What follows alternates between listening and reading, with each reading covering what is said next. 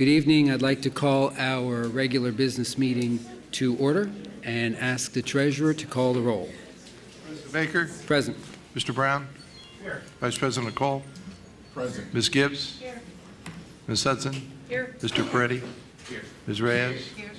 You have a quorum, Mr. President. Thank you, Mr. Treasurer. And I would like to ask Star Scout Joshua Smith to join us at the podium. He is actually our internal auditor, Carolyn Smith's nephew. He's here pursuing his Citizenship and Community Merit Badge, and he's going to be a freshman at Centennial next year.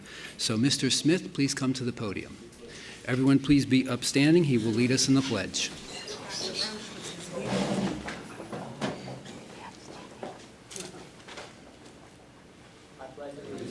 To the flag of the United States of America and to the republic for which it stands, one nation, under God, indivisible, with liberty and justice for all.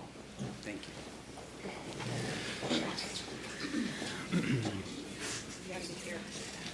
Thank you. And our own Dr. Rausch was Mr. Smith's Webelos leader 4 or 5 years ago, right, Dr. Rausch? Thank you for being here with us this evening. All right, let me take just a moment. Before I do that, let me recognize former school board member Bob Weiler, who I know I saw in the audience somewhere. Bob, stand up.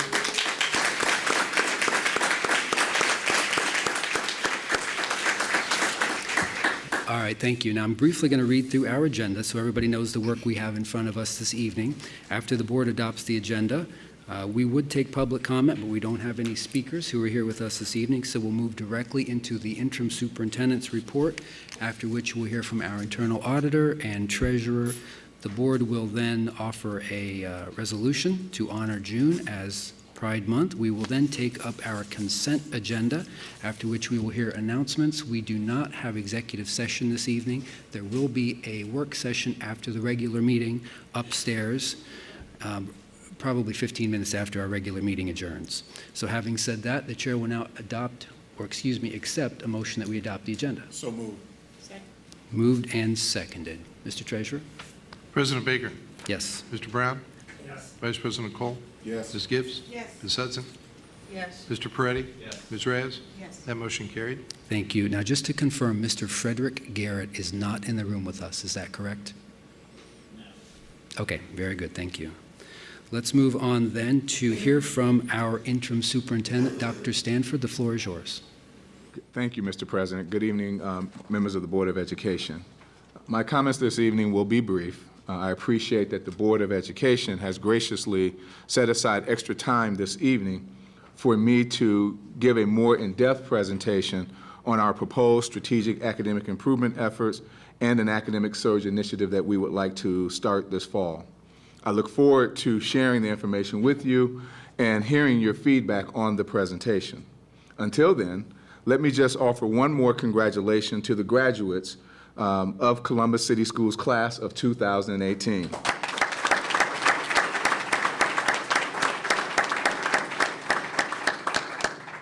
Nearly 2,400 seniors earned their diplomas this year, and that does not include those individuals that may graduate this summer. Just as impressive as the size of this graduating class of 2018 is the amount of scholarship money and grants the students have earned to continue their educations. The scholarship dollars continue to come in, but I can report today, at this particular moment in time, that our students this year have earned $67.7 million.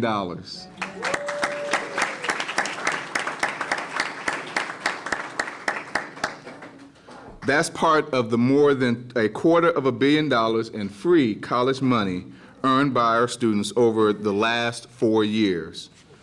This fall, our college-bound graduates will be heading off to nearly 150 different colleges and universities all over the country, including some of the nation's most prestigious and selective institutions. Over the past 4 years, these graduating seniors have volunteered more than 405,000 hours of public service and internships.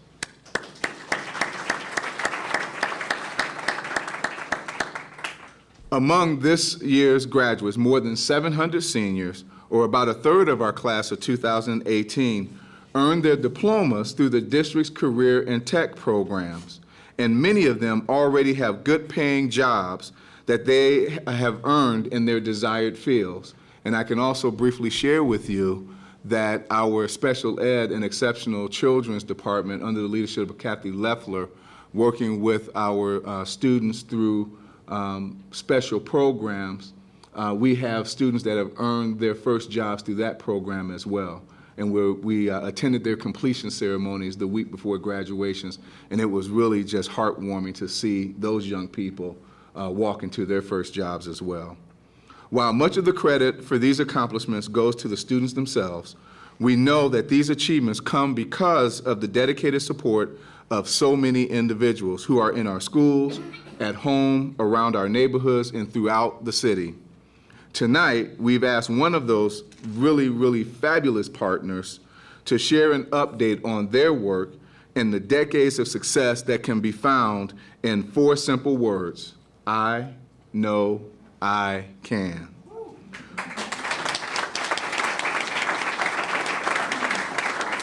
With us tonight is I Know I Can Executive Director Katina Fullen, and I will let her recognize and acknowledge the others who are here this evening from her board of directors.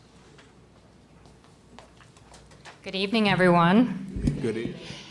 I'm going to change up a little bit what I had planned to share with you, because I think there are probably a few people here you'd rather hear from than me, and I will not take offense, but in our 30th year of working with Columbus City Schools, we have 2 of our founders here with us tonight, Techie Shackelford and Bob Weiler, and I'd like to give them some time to come up and just share a little bit of their thoughts about our 30 years together.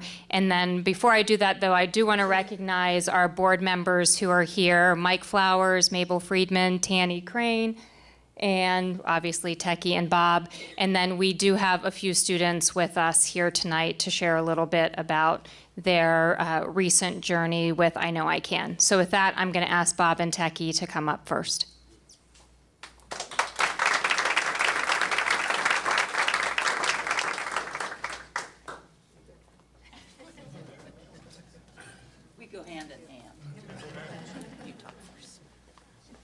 I guess it's age before beauty tonight. Well, thank you for this opportunity, and I want to thank the Columbus Schools. We're partners in this, as you know. I Know I Can wouldn't exist without you, going all the way back to our early years when we started off with virtually no dollars, and we needed a place, we needed a staff, and the Columbus Schools really helped us get started, and we thank you. We're in this together. You know, there's a saying, I know I can or I know I can't. Either way, you're right. And we like to think that it's I know I can. We have a wonderful board. We want to thank you for helping us get to where we are today. Our initial plan was to raise $5 million. Everybody thought we were crazy. This goes back to our first couple years. I'm happy to say we've exceeded that by a multiple. And I'm also happy to say that we're now able to give last dollar grants and numbers like we never have before. So anyway, I just want to say thank you to you.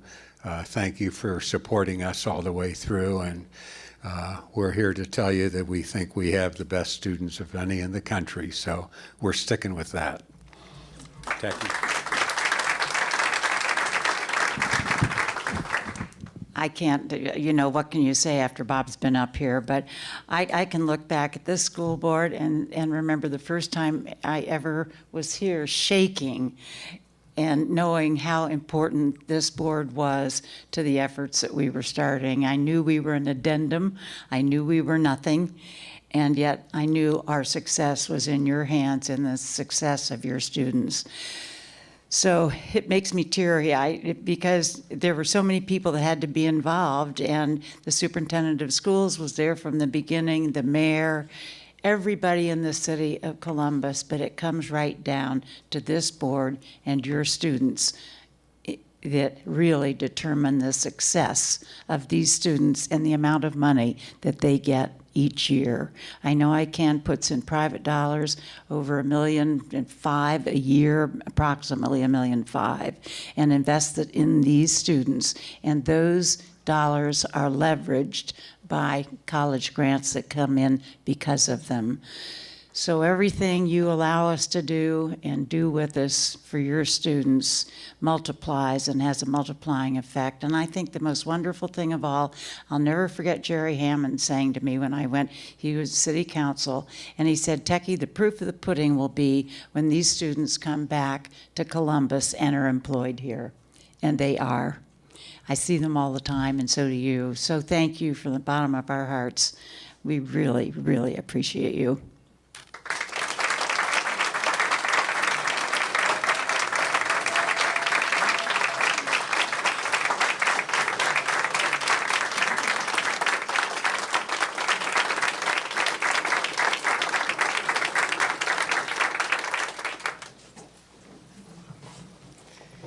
Thankfully, we have students here, so we can top that one with those two. But what I wanted to do is just spend a few minutes. You have the information with you, and I'm just going to quickly kind of breeze through it so that we can get the most important people up here other than Bob and Techie, and that's our students. We are in year 3 of our expansion together, where we were able to place full-time college advisors in each of the high schools. And it's taken us some time to figure it out and get used to being in each of the buildings 1 day a week to now 4 days a week. Plenty of work to be done, but how do you divide and conquer and really partner together, not only with the adults in the buildings, but really with the students and families. And this expansion is all about student success, and it's about student success for all students. And so that's really what we've been trying to do for the last 3 years together. And so let me go through just a few highlights for you as a reminder of what we set out to accomplish.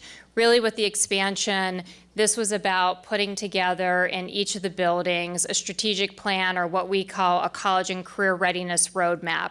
So how do we look at the assets that already exist in the building, look at the data around where the gaps are in needs for our students, and then put a plan together to really support students and families on their journey to be college and career ready by the time they leave high school.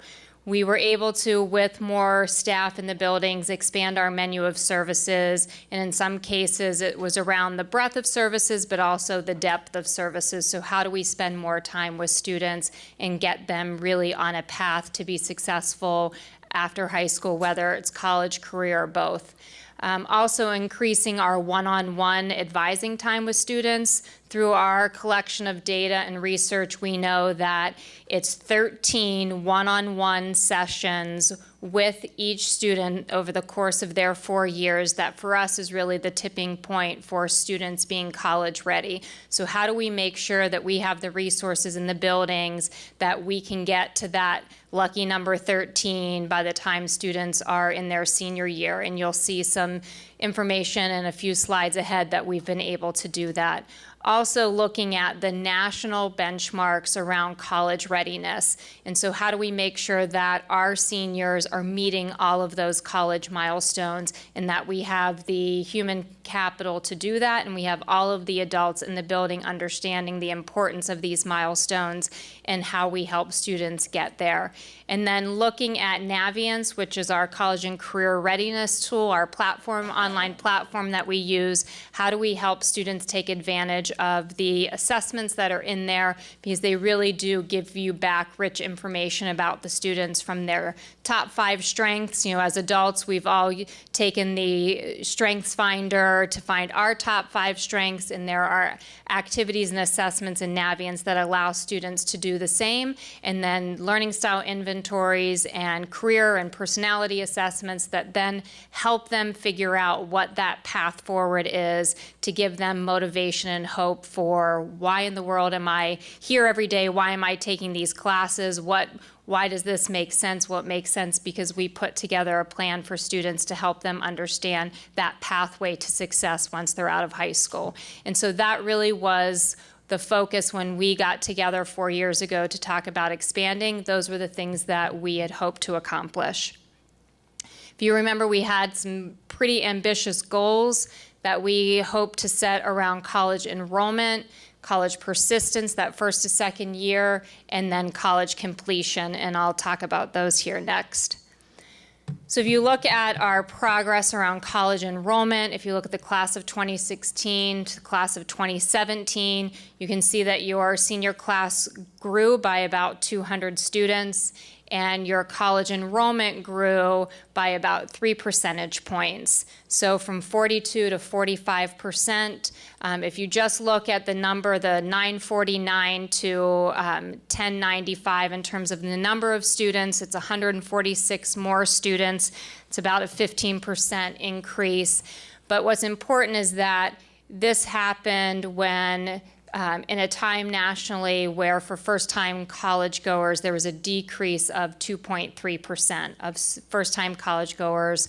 And so we pay close attention to not only what's happening nationally, but also within the state and then peer organizations and peer districts. So we're looking at Cleveland and Cincinnati, and they're not seeing the growth that we're seeing, not quite the growth that we're seeing. In some cases, they are also seeing that decrease in the number of students enrolling in college. So the progress is slow, but we're making it, and we're making it together with the adults in each of the high schools. The other is around, I talked about milestone completion, and those milestones are around FAFSA. They're around applying, how many applications you're submitting for college. It's around our one-on-one advising sessions and around applying for I Know I Can grant funding. And this chart just simply shows you between the class of 2016 and 2017, you see that 42 to 45% increase in college enrollment. But we start with targeting students who have a 2.25 GPA or higher. That's where we start. We are access for all students, but given the size of the district, we have to start somewhere. So that is where we start. Once we've worked with the students who have a 2.25 or higher, then we drop down to a 2.0, and then we drop down below that for students who are motivated and interested in pursuing some type of education or training beyond high school. But you can see why we focus on the 2.25 GPA and why that's important, because you can see the green bars, the students who have that GPA are enrolling from the class of 2016 at 56%, 59% for the class of 2017. And then if you look at milestone completion, why we focus on the FAFSA and 2 or more college applications, and why we think those one-on-one advising sessions are so important, because you can see the students who are enrolling who have completed those milestones. So 78% in 2016, 82% in 2017. So we are tracking this closely. We're paying attention to GPA, to where students are enrolling, to that milestone completion. If they're not completing the milestones, we're trying to figure out why they haven't. The FAFSA is probably the most complicated.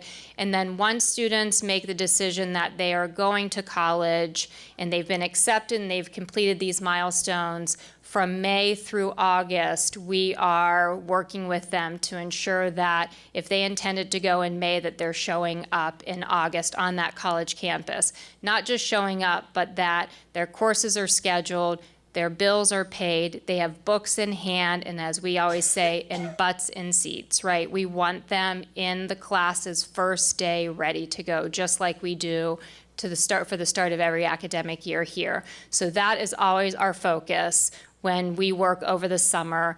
And one of the biggest obstacles right now for us is around the FAFSA and the verification process for the FAFSA, particularly when students are low-income students. They have They're typically flagged for verification if they have a 0 EFC, so their expected family contribution is a 0. They're getting flagged for verification, and there's a lengthy process and lots of paperwork that they have to go through. So this summer, we are spending most of our time, our staff are usually on 10-month contracts, and this year we've invited them to come back all summer, and most of them will be with us, and we will work with every student who has said they're going to college to make sure that we remove any hurdles that they may have around the FAFSA process to ensure that they will show up with a financial aid package that ensures they can not only enroll but stay in college.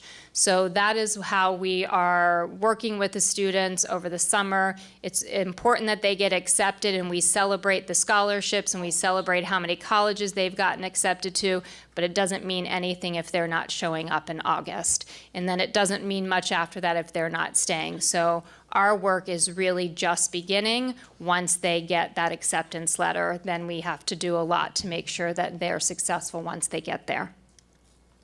These are the milestones that I mentioned that we are tracking pretty closely for all of our students.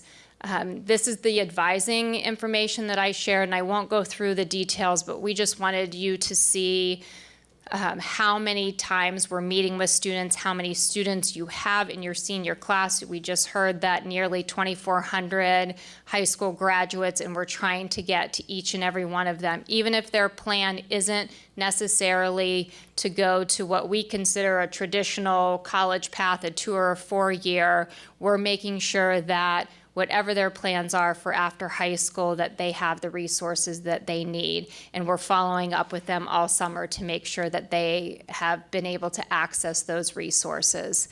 So this is how we spend most of our time with juniors and seniors alike. We keep this information for 9th through 12th grade, but most of the work is done in the 12th grade year.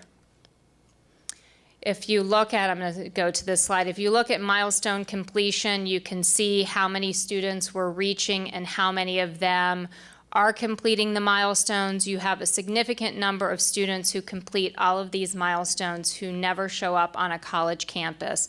And so we started tracking it for the first time last year and started to do some surveying of the students to find out why they're not going. So you completed a FAFSA, you applied to 2 or more colleges, you even applied for I Know I Can grant funding, but you didn't show up on a college campus. So what are those barriers or hurdles that we're missing that we need to really focus on earlier in their high school, maybe it's the senior year, junior year, to ensure that they are able to make it come August. And so we're tracking it again this year, and hopefully by the end of this summer, we'll have a better idea of how to get to those students who've done all of the hard work. They're motivated, but they're just not showing up. We talked about, Techie and Bob both mentioned the I Know I Can grant. That is really how we started 30 years ago. And you can see the numbers keep growing. And fortunately, because Techie and Bob and others did such a great job of raising funds, our endowment can support these numbers. But we had this past year over 1,300 students apply for the I Know I Can grant. Times that by 1,200, do the math, right? Almost $1.6 million that was approved for funding for students to go to college. Save Smart is our federal matching program. So for students who do receive the grant and then save $250 each semester of college, they get an extra $1,000 from a federal matching program. So you see 569 of the 1,300 have taken advantage of that program. So that's another, $1,500, essentially the $250 for each semester they save, plus the $1,000 from the federal government. So $2,700 a year they get for having a 2.25 GPA, being Pell eligible, and enrolling full-time in any accredited program. So it doesn't have to be a 2 or 4 year. It could be a certificate or credential that they have access to these funds. And then 2 of the newer scholarships that I just wanted to highlight, and we have some special guests here tonight. One is the Founder Scholarship. In our 30th year, we are getting ready to celebrate, and I know, thank you for your flexibility for next week and changing your schedules to be there. So we will celebrate 25, our largest class of Founder Scholars ever, 25 students who have received the I Know I Can Founder Scholarship. So a minimum of $10,000 a year for 4 years, so no less than $40,000. In some cases, they are full tuition scholarships for our students, which is really exciting.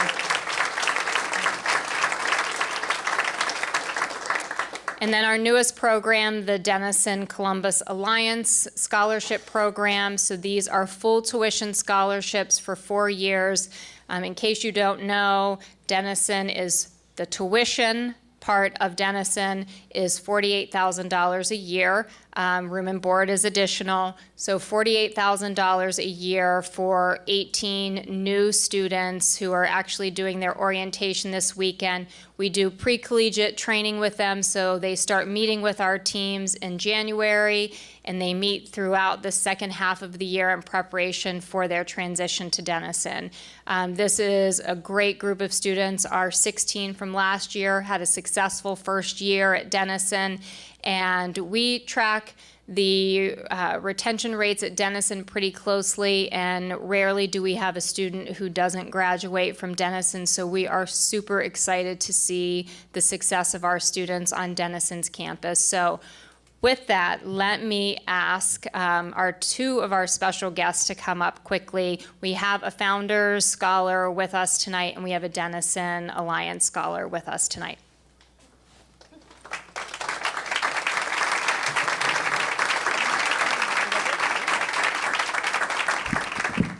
Hi, good evening, everybody. All right, so I'm just gonna keep it short since I know we have a lot to get through. But I just want to talk about my experience as a Founder Scholars and kind of what I Know I Can means to me and how it's helped me out throughout my 4 years in college, because I'll be taking half a victory lap here next semester. So I'm almost done. And in high school as well. So I'll start with the high school first. The counselors inside the high school helped me. Being an immigrant, I didn't have parents who went through the system, here, so we didn't really know all the ins and outs of how to fill out the FAFSA and how do I apply for scholarships, where do I even apply for scholarships, what am I eligible for. So they kind of helped walk me through that process and really helped with everything before even the Founder Scholarship. So once I found out about that, I applied, didn't really think I was going to get it, but hoping I would. And when I did, I kind of compare it to what my parents probably felt like when they found out they could, take us over here to America and kind of give us a better life and the opportunity that comes with that. So that's the biggest thing for me with I Know I Can and the Founder Scholarship is the opportunity to really find what I'm good at, what I love, what I'm passionate about, without having to worry about, okay, am I going to be, $200,000 in debt when I get out of college, and that limiting my experiences and what I'm trying to do. So it's really allowed me to, start off my freshman year with one major and then saying, oh, well, I, like this, and being confident enough that I know I have the support system that they're going to say, yes, if this is what you believe in, this is what you think you're great at, go do it. We're 100% behind you. So here I am in my 4th year, and I have the support for my extra semester from I Know I Can and the Founder Scholarship to, pursue what I love. So, thanks.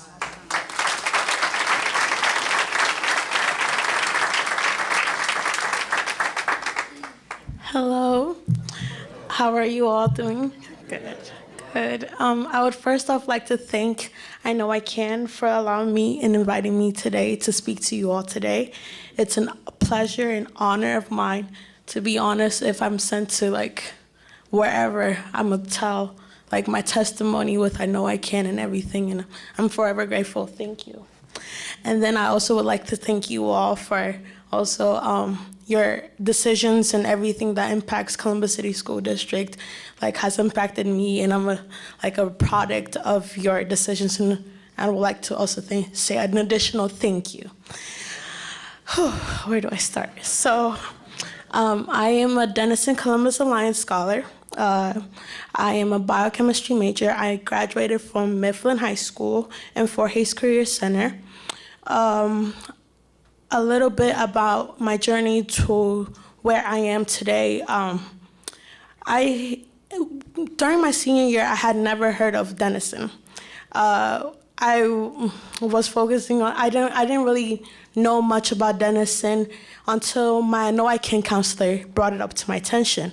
I had heard about it on the announcement about the new scholarship coming up, and I didn't really take heed to the advice, I should say, because I didn't think, I just wasn't interested. I didn't know about it, so I didn't know. So then one day my counselor pulled me aside, Mr. Johnson, thank you to him. He just pulled me aside and he was like, I really would like you to sign up for the scholarship. And I was like, I don't think it's for me. After he explained to me what the scholarship is about, he told me that it's very competitive, and then that even made me not want to do it even more, because I'm like, who am I to win the scholarship? And me being my stubborn self, it took a while until the week of the deadline for him to finally convince me to fill out my application and submit it. And then by God's grace, I got it. I got called for another interview, and then I got accepted into the 2017 cohort. And I honestly wouldn't have been there if it wasn't for my No I Can counselor, for the support, for the his strive to not give up on me. He saw the potential within me while I did not see it within myself. I didn't see myself, I saw myself going to college, but me being naive, I didn't really know how.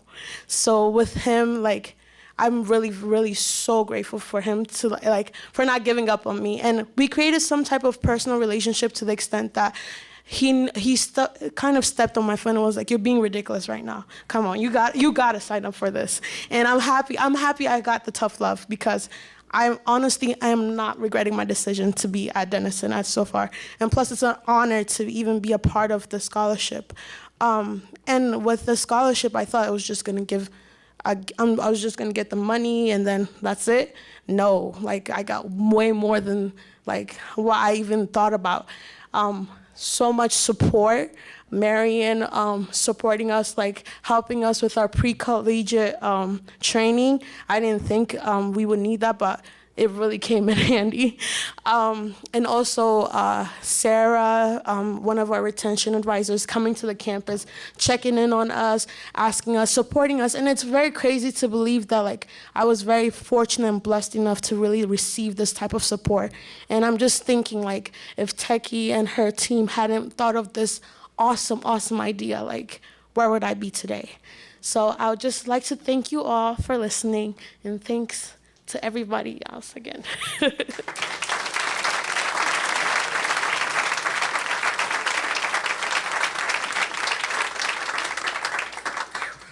Okay. One more.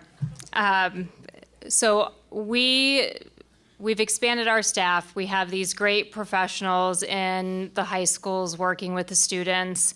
But there is a group of individuals who connect with our students at a level that, as my kids like to say, that I went to school back in the olden days, so what would I know about college today, right? My daughter also wanted to know if we had TV back then. But nonetheless, there are a group of people who understand these students much better than I do and some of our older staff members do, and that's our AmeriCorps College Guides. And this group of individuals, particularly this year, they are just phenomenal individuals. And it could be that we have a number of them who are graduates from Columbus City Schools. That could be the reason why. I'm pretty sure that has a lot to do with it. And we have 3 here tonight, one who's going to share a little bit about her journey, but all 3 are Columbus City School graduates, and I just want them to stand. One's going to just share a minute about her experience, but I do want them to have an opportunity to introduce themselves to you and just to be recognized. The others are helping with transportation right now. We are doing summer camps for middle school students, STEM camps, and we had some traffic issues with the weather, so they're not here, so we're going to let their 3 peers represent them.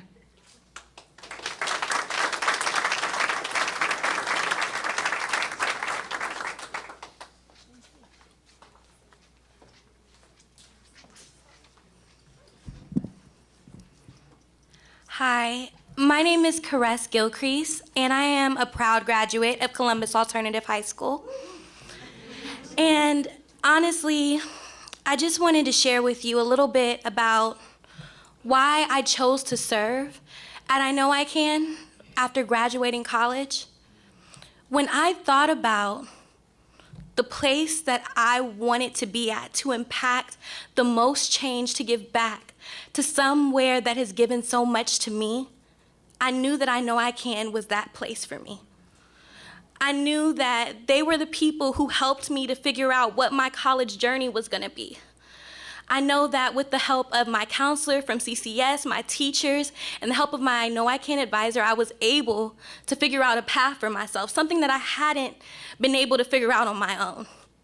I wouldn't have been able to apply for scholarships. I wouldn't have been able to apply for college had it not been for my experience with my I Know I Can advisor. And once I got to college, I would not have been able to make it through college had I not received money from the Save Smart program and my I Know I Can grant as well. I literally can remember using that money to pay for books, to pay my rent, to even stay in school.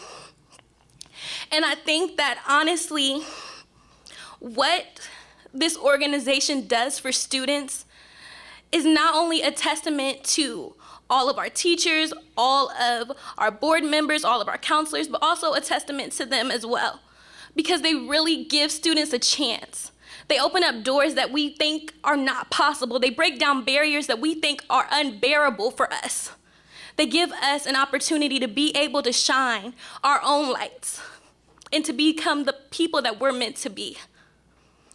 So that's why I decided to serve in AmeriCorps here at I Know I Can, and to be able to touch students that I get to see every day and help them explore what they're interested in, and get to talk to them about college and get to talk to them about careers, and help students at Berwick and Ames and Mifflin and Linden and Arts Impact to get a chance to really touch students, to get them to think about what they can truly become and what they can truly be.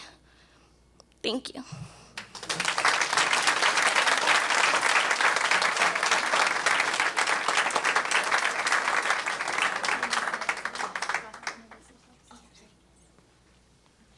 Hello, my name is Crystal Bug, and I'm a graduate of Eastmoor Academy. My principal. Hi everyone, my name is Sarah Shore. I actually did not attend Columbus City Schools, but I did go to Denison, so it's been really incredible for me to get to work with the DCIS students, including Tarma. Hi everybody, I'm Beatrice Opong, and I am a graduate from Northland High School and a recipient of the I Know I Can grant and Save Smart.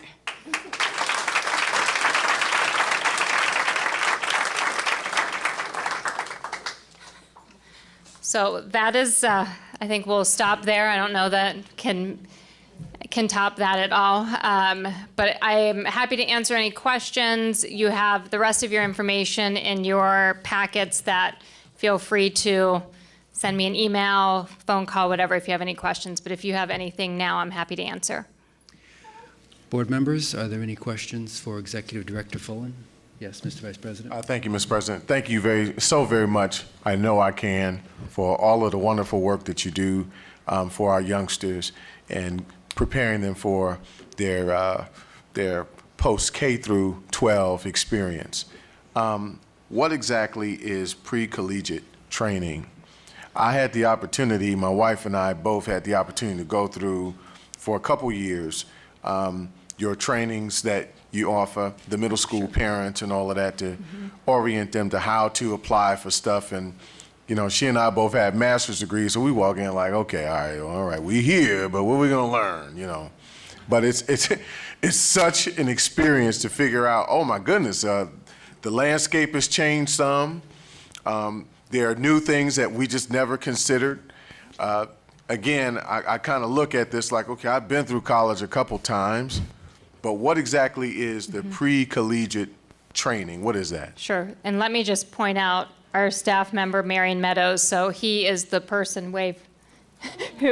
who runs it. So it is just how to get prepared for life on Denison's campus. So you're learning about Denison, you're learning about the resources that are available. You are, once they get on campus, they'll have mentors. They'll have both peer mentors and they'll have, academic advisors and support. And so how to get involved on campus, how to navigate resources, and then how to just be prepared for college no matter where it is, whether it's Denison or anywhere else. How do you advocate for yourself? How do you make sure that you are getting access to the support that you need?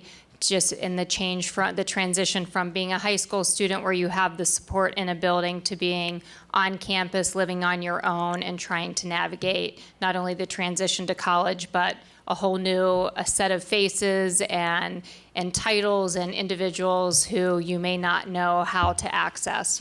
One of the main things we always talk about is what is an academic advisor and what does that person do for you, and just even understanding the lingo so that students know once they get there how to have conversations, how to navigate, how to advocate. Cool, thank you. Board Member Reyes? So I too want to thank you. It's always makes us very proud to see and happy to see people that really care about our students, because we hear it every day. Our students are not up to par. Our students don't do this. Our students don't do that. But it's really about teaching our students and giving them the opportunity. As the young lady said, if you have the materials and someone teaches you how to do something, they have the initiative, they have the courage and the desire to succeed. The extra assistance, as the immigrant story, my grandparents were from Mexico, and, college was something that was high school was like the pillar. If you hit high school, they were happy. That was, but if you wanted more, they're like, I don't know how to help you. And then once you get to college, that support, I know that I wouldn't have made it through school if I didn't have. I was actually assigned a OSU professor that followed me all 4 years, and actually we're still connected to a lot of years later. I'm not going to tell you how many years later. He's like, if it weren't for that person, just like many of our students, I probably would have picked up my bags and went back home. I went 2,500 miles away from my home, knowing nobody but my recruiter and the person that assigned to me. That's all I knew about college. So I think that's very important. So could you talk, because I know some of the things that you do, could you talk a little bit about the resources and the information you talked about? Is that available to all our parents, all our students? Do they have the opportunity to learn how to go to college, even if they're not a college, a grantee or a person that gets a scholarship? Are those things available for all of our students? They are. So when you're in the K-12 system, we are providing access for all students. So you don't have to have the GPA, you don't have to have anything specific. It's just a starting point for us to manage the, over 2,500 students that make up your senior class, or the, 12, 13,000 that make up high school and or middle school if we're going to go all the way down to almost 25,000 that we're trying to work with. So we have to have a place to start, but it really is available for all students. It's on our website. We have the parent engagement opportunities. And then once you make the transition to college, it doesn't have to be just local. We are working with students anywhere that they are going to any type of post-secondary education or training. So we're providing support. The issue for us around once you get to a college campus is that you allow us access to your information, right? So the I Know I Can grant provides the access to, the sign-off that we can talk to the college about you, that we can help support you. And so we have been working on how do we get access to student information and just to be able to reach out to them once they get to a college if they're not an I Know I Can grant recipient. So we've been working through ways, through Naviance and a senior survey, through some information over the summer that we send out to students and families to make sure that we can find them once they go to college. And, for the grant, we send the check to the university or college with their name on it so we know that they're there. and that's how we typically track students. But we have great partners like Columbus State and Ohio State who we work together with their Upward Bound or TRIO programs, their first-year experience programs, to make sure that we are, if we're having an event, that they send it out to all of the CCS students on their campuses to make sure that they have access to the, it's always access to information, knowledge, and resources they need to be successful. And so that's how we try to communicate to all the students and families. So the bottom line is, if you're in Columbus City Schools. You've got and access. If you want to go to college, then That's it. you've got not only a partner with Columbus City Schools, but another partner with I Know I Can and AmeriCorps. So you have that partnership. When we're out in the community, one of the things that concerns us that we hear is whether our students are college ready, right? Especially over that summer.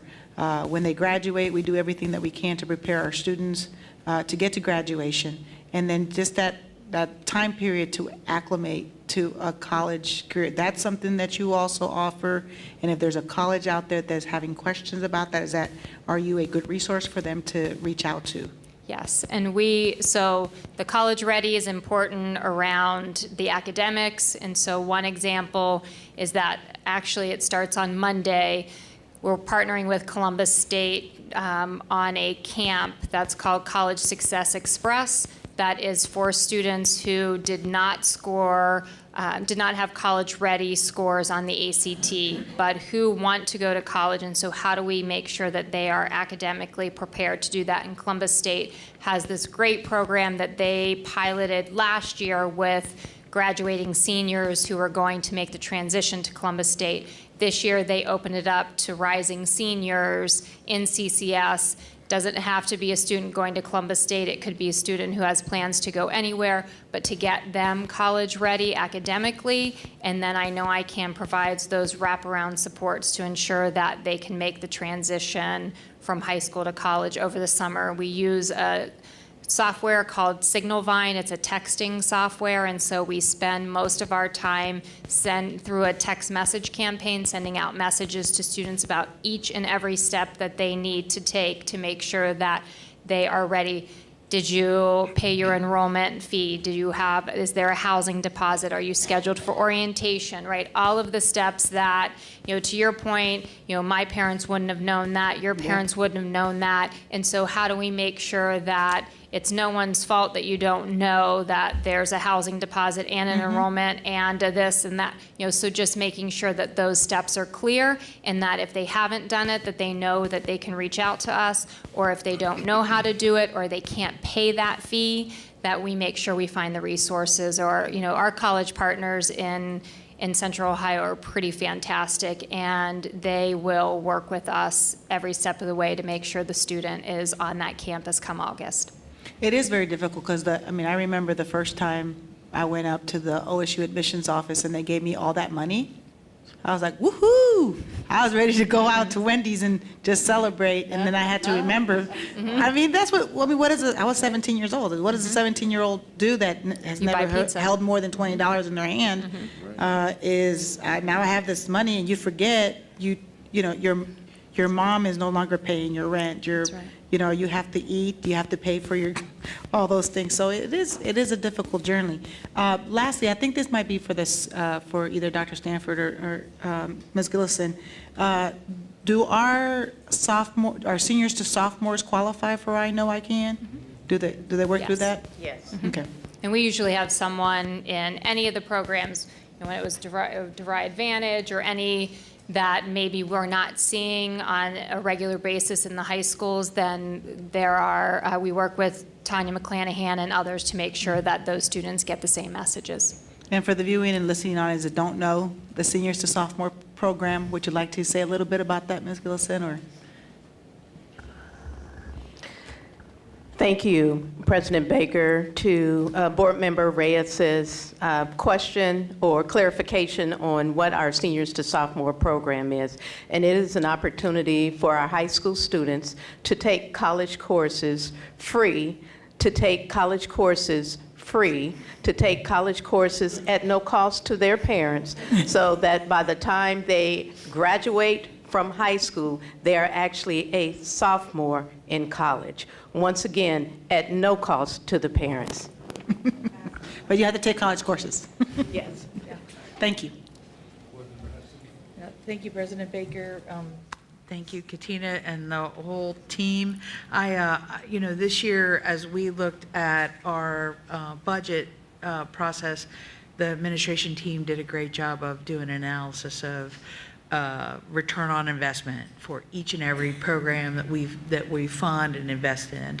And I don't remember all the ratios, but certainly I know I Can stands out as one of the just amazing top return on investment. And thank you so much for the metrics too on success, because it's good to know, but it's even better to see it and verify it. So thank you so much. But thank you all, and Bob, Techie, Tanny, fantastic, and congratulations. Your vision has changed so many lives.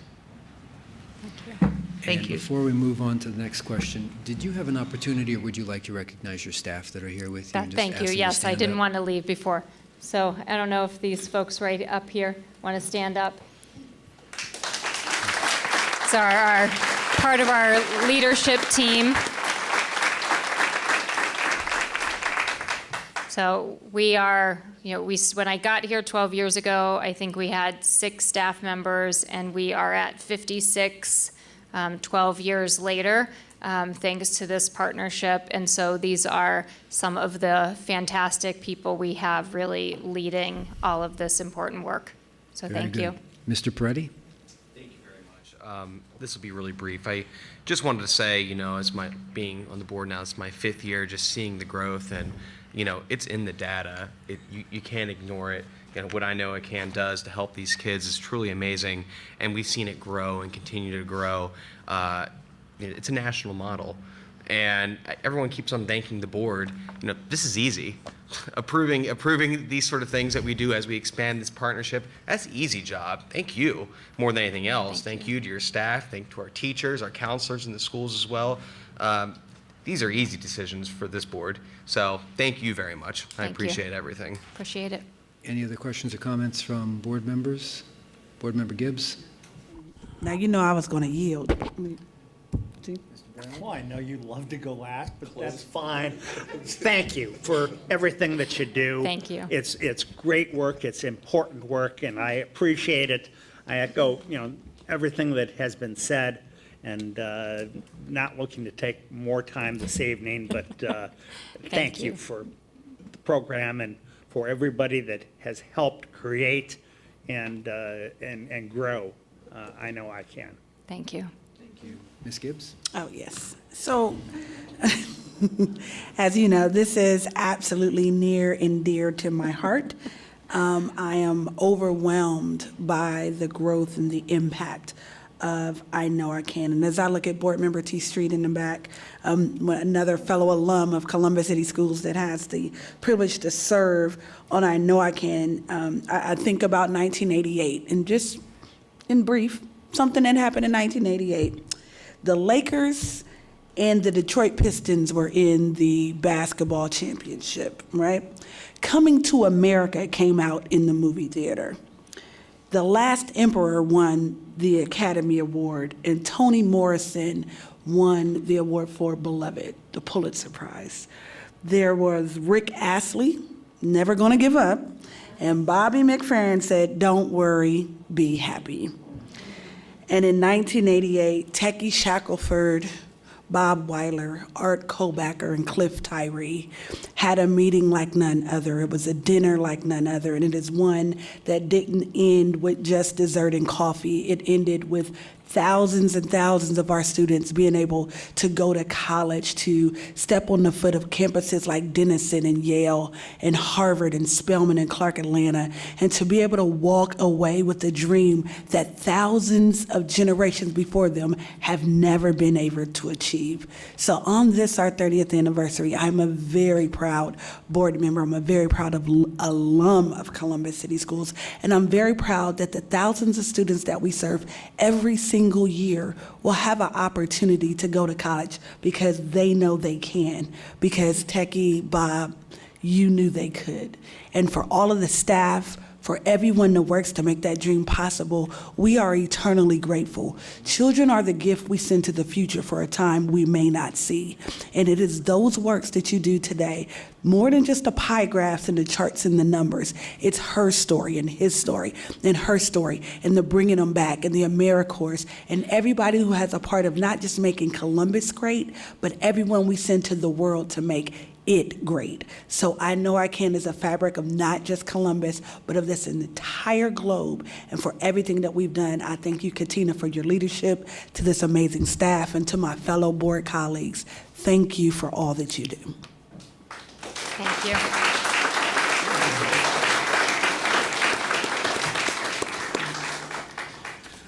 Thank you very much Thank for you being so here much. this evening. Look forward to continued partnership. Dr. Stanford? Mr. President, members of the board, that concludes the report for this evening. Thank you. Thank you very much. And I will now call on our internal auditor for any report she'd like to share with the board this evening. Are we taking a picture? We gotta take a picture. Oh, now that's a good idea. Why don't we take a picture? I Know I Can reps, come on up front to the table here.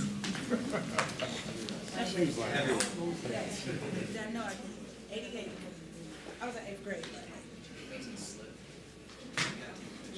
Yes.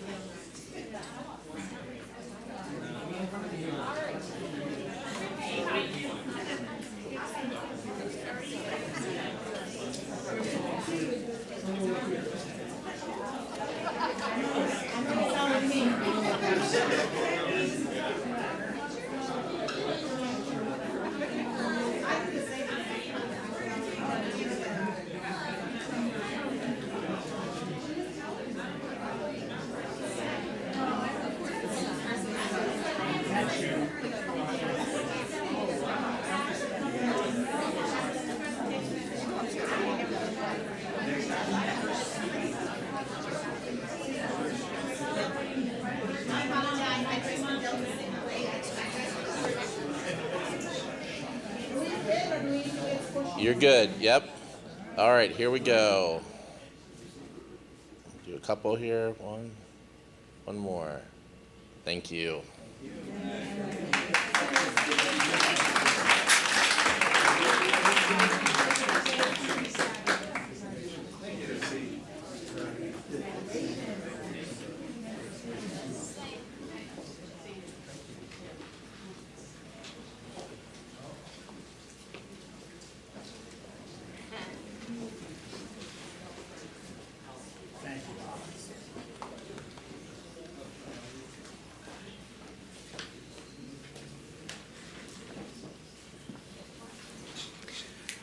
All right, now please do feel free to depart if you were here for the I Know I Can presentation. The rest of the meeting will be very exciting, but please do feel free to leave. We won't hold it against you. It's good to see you all. Let's move on then, as our guests leave the room, to the internal auditor. Madam Internal Auditor, have you anything to share with the board this evening? Thank you, President Baker. I don't have a report, but I would like to mention that the June ANA meeting will be held on Wednesday, June 27th at 4 o'clock in the Cabinet Room. A little different than our normal process, so that will be Wednesday, June 27th at 4 o'clock in the Cabinet Room. Thank you very much. And I'll then call on the treasurer to provide his report to the board. Good evening. Good evening. Thank you, President Baker and members of the board. The good news is it's not really my presentation, so that's always good news, I guess. But this evening, you're going to hear a presentation on a request for a special tax increment financing on a project coming up within the school district. This presentation this evening, we have with us Frank Cass, Chairman of Continental Real Estate. Continental is a nationwide developer and builder of commercial real estate projects, and they are headquartered here in Columbus. And also Josiah Huber, Director with DePerna Advisors, and they're a public finance advisory firm located in Columbus as well. Both Mr. Cass and Mr. Huber have met with Dr. Roush and me over probably the last month or two in reviewing this proposal, going through all the details, and it's led up to this presentation. The plan is to have you, the board, hear this presentation and request for the tax increment financing this evening, and then we'll bring a special legislation to you at your next board meeting on, I believe that's the 19th. So with that, I will say that this recommendation for approval is coming to you with, I guess, Dr. Roush's and my recommendation as we see it, and I'll invite Frank Cass and Josiah Huber up to the podium to proceed with this presentation.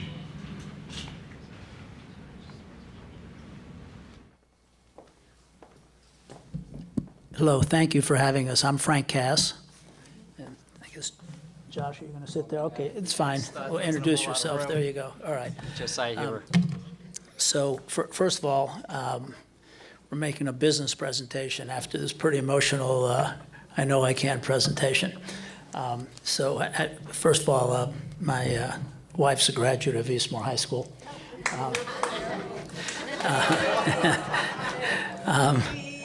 And as a result of that, we have endowed a scholarship that's ongoing to Ohio State University that you probably know about. Her name's Linda Cass, and it's in her name. We also, since this is kind of a night of feeling good, we also sponsor a writing program for the Columbus Public Schools, a competition that 20 students every summer get to go to a one-week camp at Ohio State University's Creative Literature Department.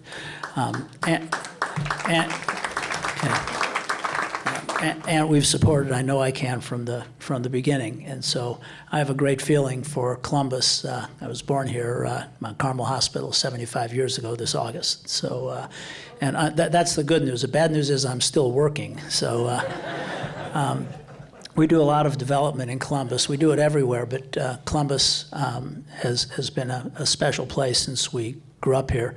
And we continue to build here as we speak. In most of the areas we build are in the city, and we pay taxes in the city, real estate taxes. We recently opened the University Plaza Hotels on Old and Tangi River Road, a full-service Marriott attached to a Residence Inn tower. First time in the country Marriott's let anybody do that. We're building 2 hotels at Easton right now, at Morris and 270, 2 Marriott hotels. We're starting next. You saw those? Okay. We're starting a Marriott AC across catty-cornered on Park from the North Market, go all the way to Goodale. A lot of young people, your neighborhood, I know that, Eric. A lot of people aren't happy with us because the younger people, we wiped out the Park Street patio. But I'm sorry, but it'll be back. We're also building a hotel later this year, starting at Patel Memorial. We're doing senior living home next to Mount Carmel East Hospital, and another one on 315. So our businesses today are crazy ones like I'm going to talk to you about in a minute, and basically apartments, student housing, hotels, and senior living. From time to time, when there's tenants available, we do office buildings. We're not much on doing speculative office buildings. Some people are better at that than we are.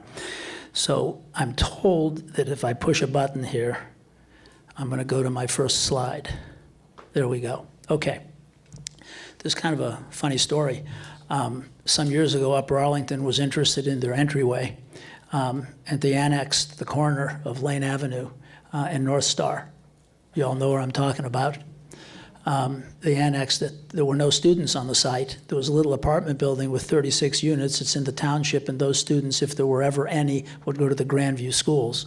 You can't make this stuff up, you know. And so they annexed it. There were no students, so they didn't bother to get it out of the Columbus Public Schools.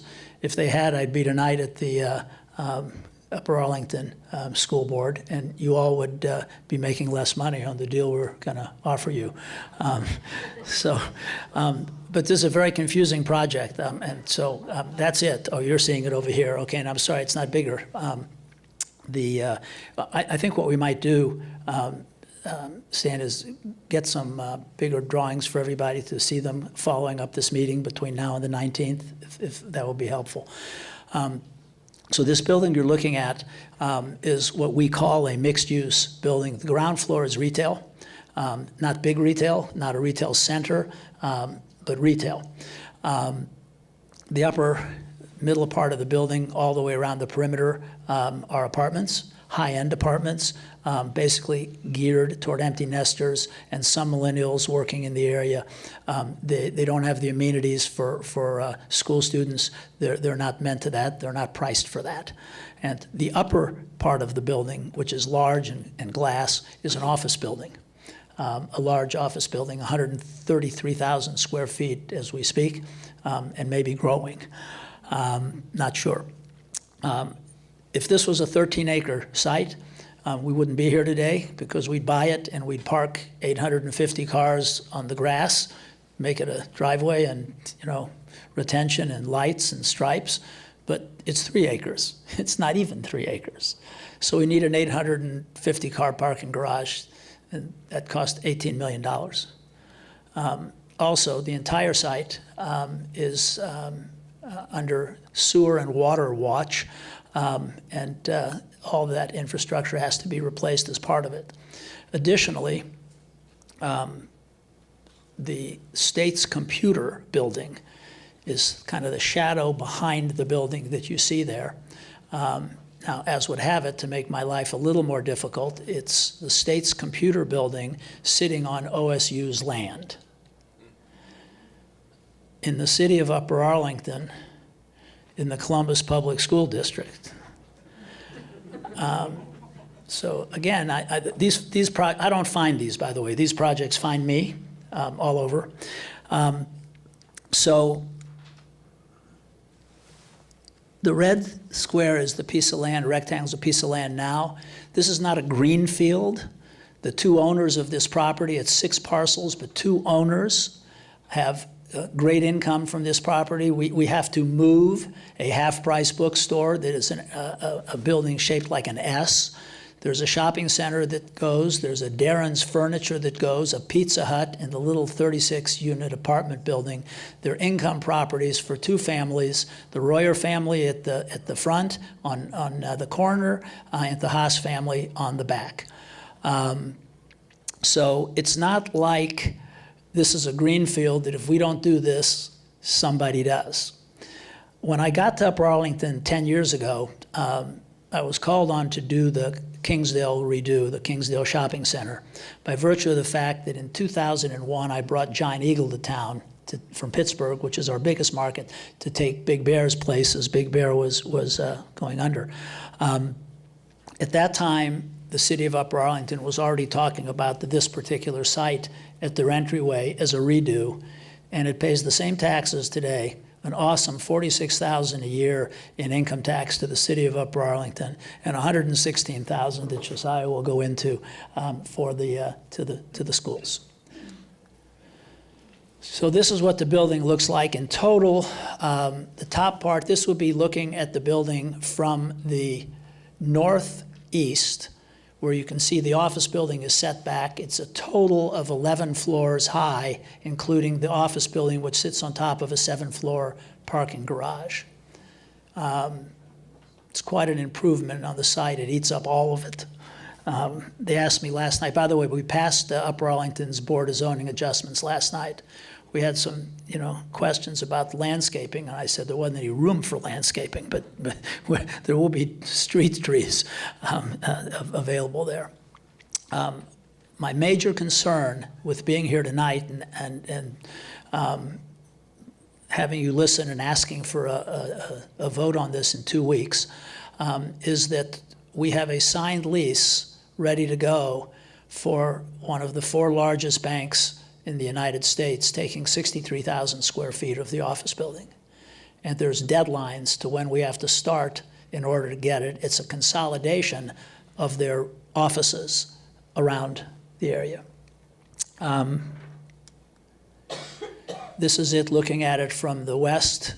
And the reason I'm showing you this, if you look to the right of your picture, all the way at the back, that's the parking garage.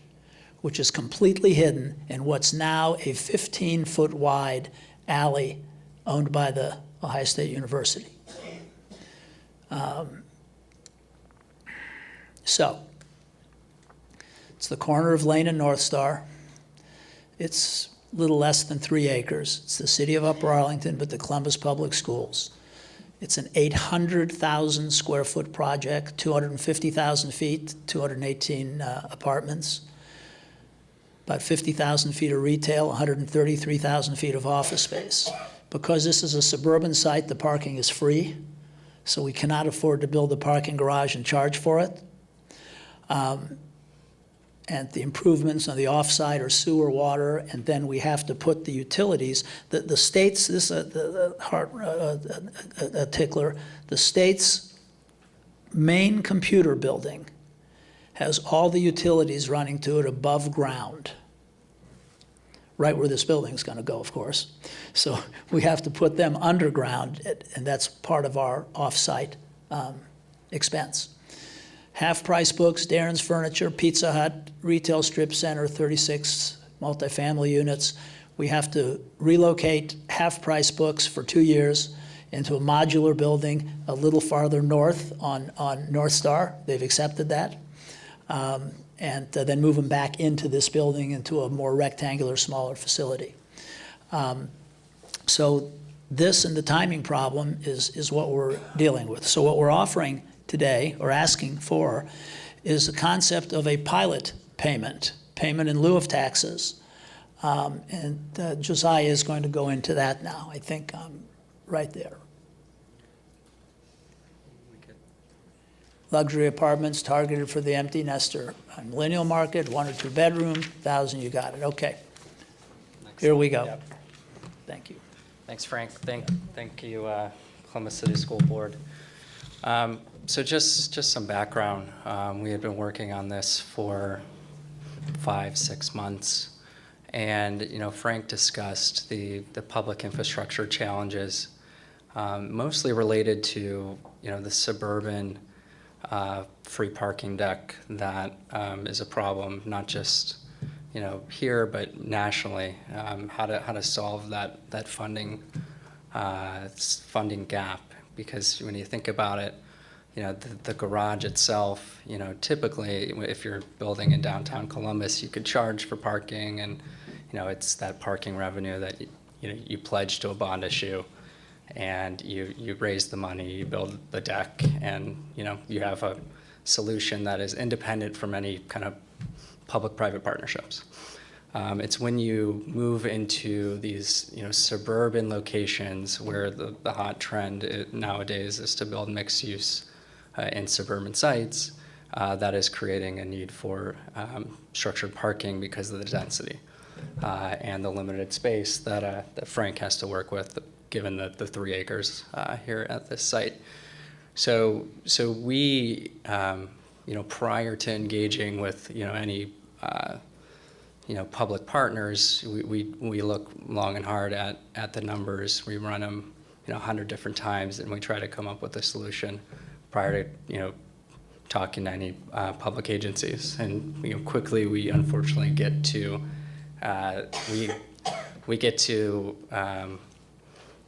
the conclusion that that we need to strike a partnership with either one. Is this any better? Okay. With either one or multiple public agencies. Hence why we're here tonight.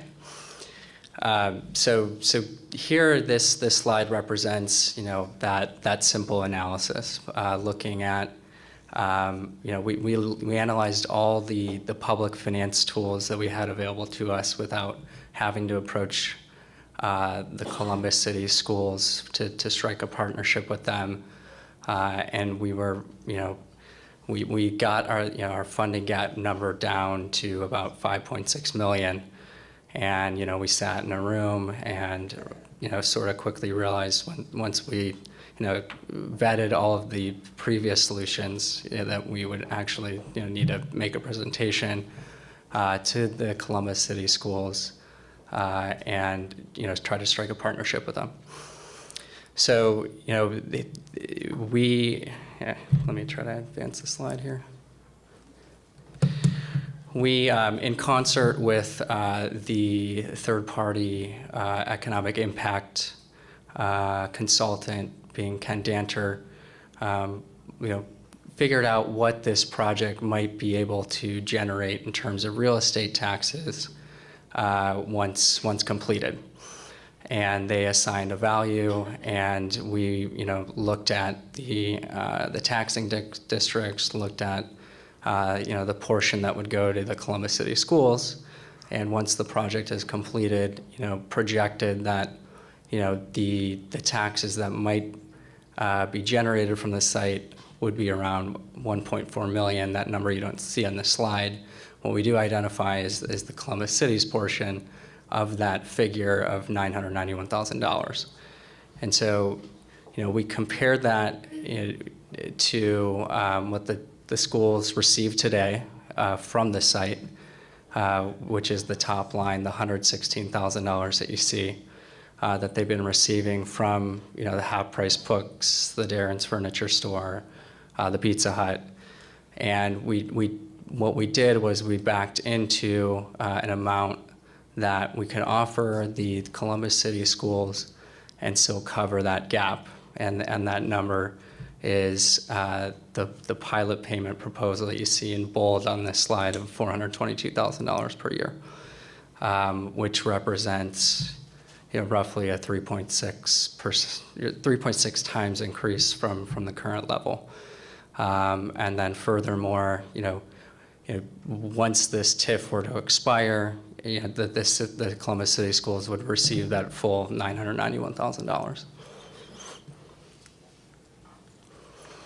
So this is just a visual representation of the taxes that would be paid to the school district on the project, and how we were able to split it and still make the project viable. So essentially, it's a 43% share to the Columbus City Schools, and then 57% to the project to pay, so we could issue bonds and pay for the free parking deck, as well as the off-site infrastructure improvements.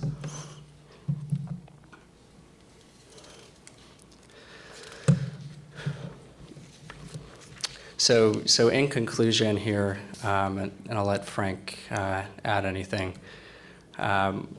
Just simple math on this page, really. Again, the $116,000 today over 30 years, about $3.5 million. If we can strike a partnership here with the Columbus City Schools, as well as we also need a partnership with the City of Upper Arlington. They're an important component. The Columbus City Schools are looking at $12.6 million over 30 years, and then thereafter a much larger portion. So again, we try to do everything we can to ensure that we're vetting all other options before going down these public-private partnership paths. But it's really these challenges that we're faced with today that require the partnership for the project to be viable, that you see listed on the bottom half of this slide. And you probably hear it in the community. We're facing a rising interest rate environment, and unfortunately, even worse, a construction cost inflationary environment, just simply due to demand outpacing supply. The labor market for construction is wild these days, and you'll see also increased costs related to steel as nationwide as tariffs come into place. So all of those are typical development challenges, but we're as we've gotten to year 10 or 11 in our recovery, the challenges are just becoming more inflationary, for a lack of a better term. So thank you. It's a $110 million project, approximately, on less than 3 acres. If it was on 13 acres, it'd be about an $88 million project, and we wouldn't have to be here.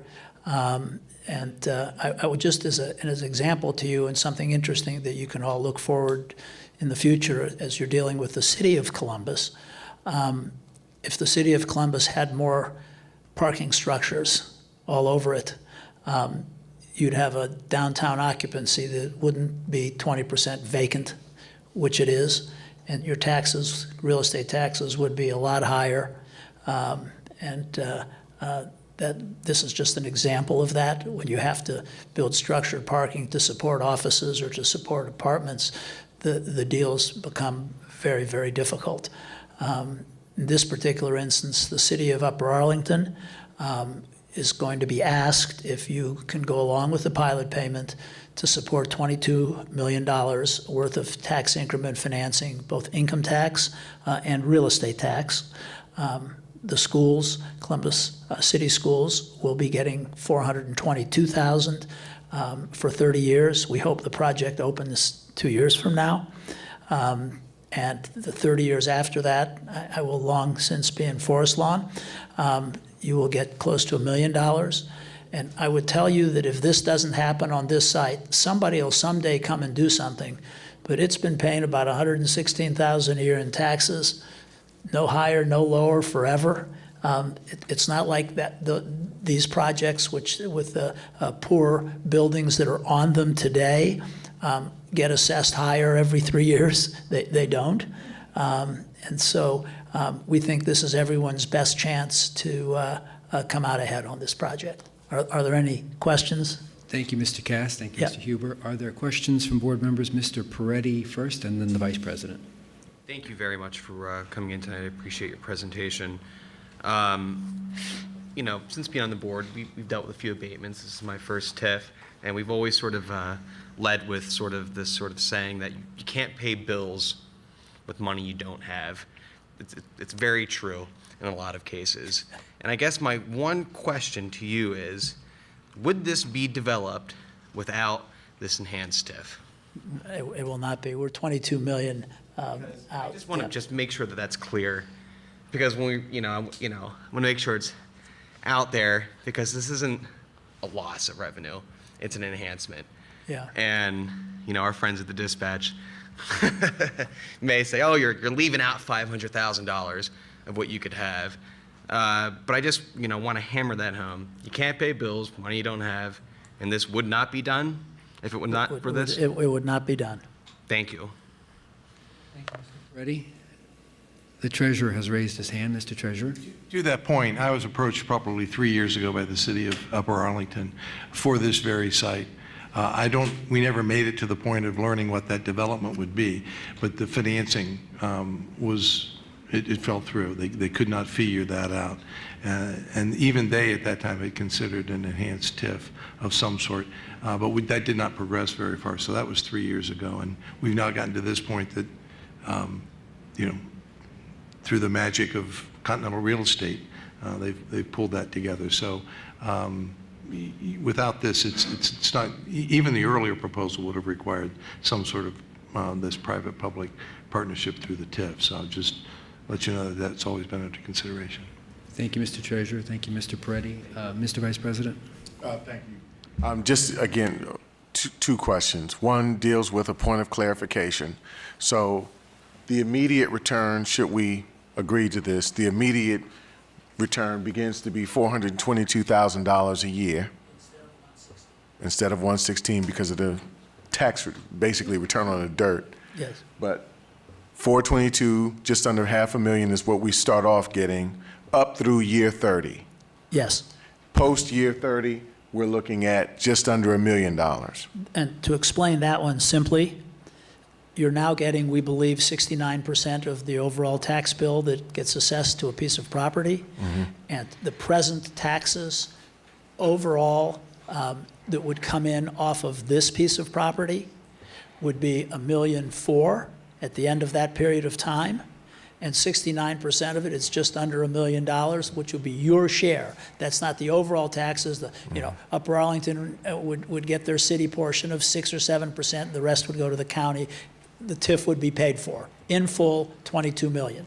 Okay, I thank you for that. Yes. So I've got a very good quantitative idea of Okay. what the value proposition is on Yes. this. Can we talk a little qualitative real quick? Please. Okay, so what is the value add to our students? And I realize that we'll get general revenue dollars out of this that helps our bottom line for our public work.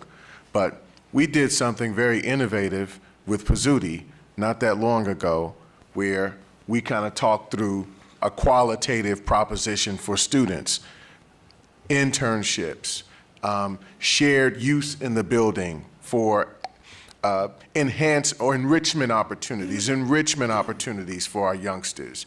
Maybe something that we could co-invest in with Arlington Public Schools. Some sort of, if you're saying mixed use for this site, is there opportunity for public schools to be included into that site to create enrichment opportunity for our youngsters? It's very important to me personally. Yeah, I know that. So you started talking our love language when you came in. Yeah, and I'll continue with that. Yes, I please. would say to you that we will do everything within our power to make that happen. It's in the city of Upper Arlington. There will be retail stores there that will be hiring young folks.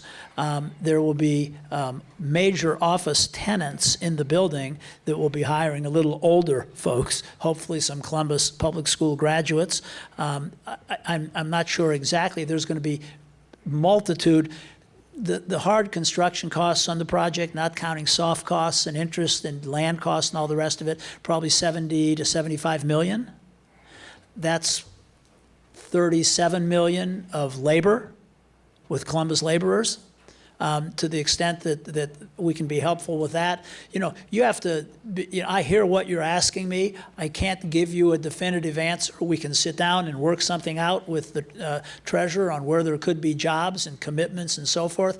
But it's kind of a esoteric question because it doesn't sit in the city of Columbus. So young people can get jobs there, and we can facilitate that to a degree, but a big part of the building is office space, 133,000 feet of it. So the biggest first jobs are construction jobs, of which if you're building 75 million, typically you look at half of that as labor and half of that as materials. I'll close with just this. Thank you, Mr. President, very quickly. We have a Fort Hays High School that has a construction unit. Maybe there's opportunity moving down the line to consider. I'm happy to do that. I was actually principal of the day there a few years ago in that program. I thank you. So, yeah, thank you. And then the treasurer wanted to share some information. And just a little background information. Each one of these deals is very unique. Some of them are part cash. Some of them are, as the Pizzuti deal, as you described, are cash and what we call trinkets and treasures, to use the proper term. This particular one, for example, I think the Pizzuti deal was in about the $1.4 million in cash payments, 3 payments over time, along with the mentorships and the equipment. And I'm trying to remember the value that we put on that, but let's suffice it to say is we reached a couple of million, maybe 3 million, in terms of the benefit to us, cash in, and the additional items that you talked about that are direct benefits to our students.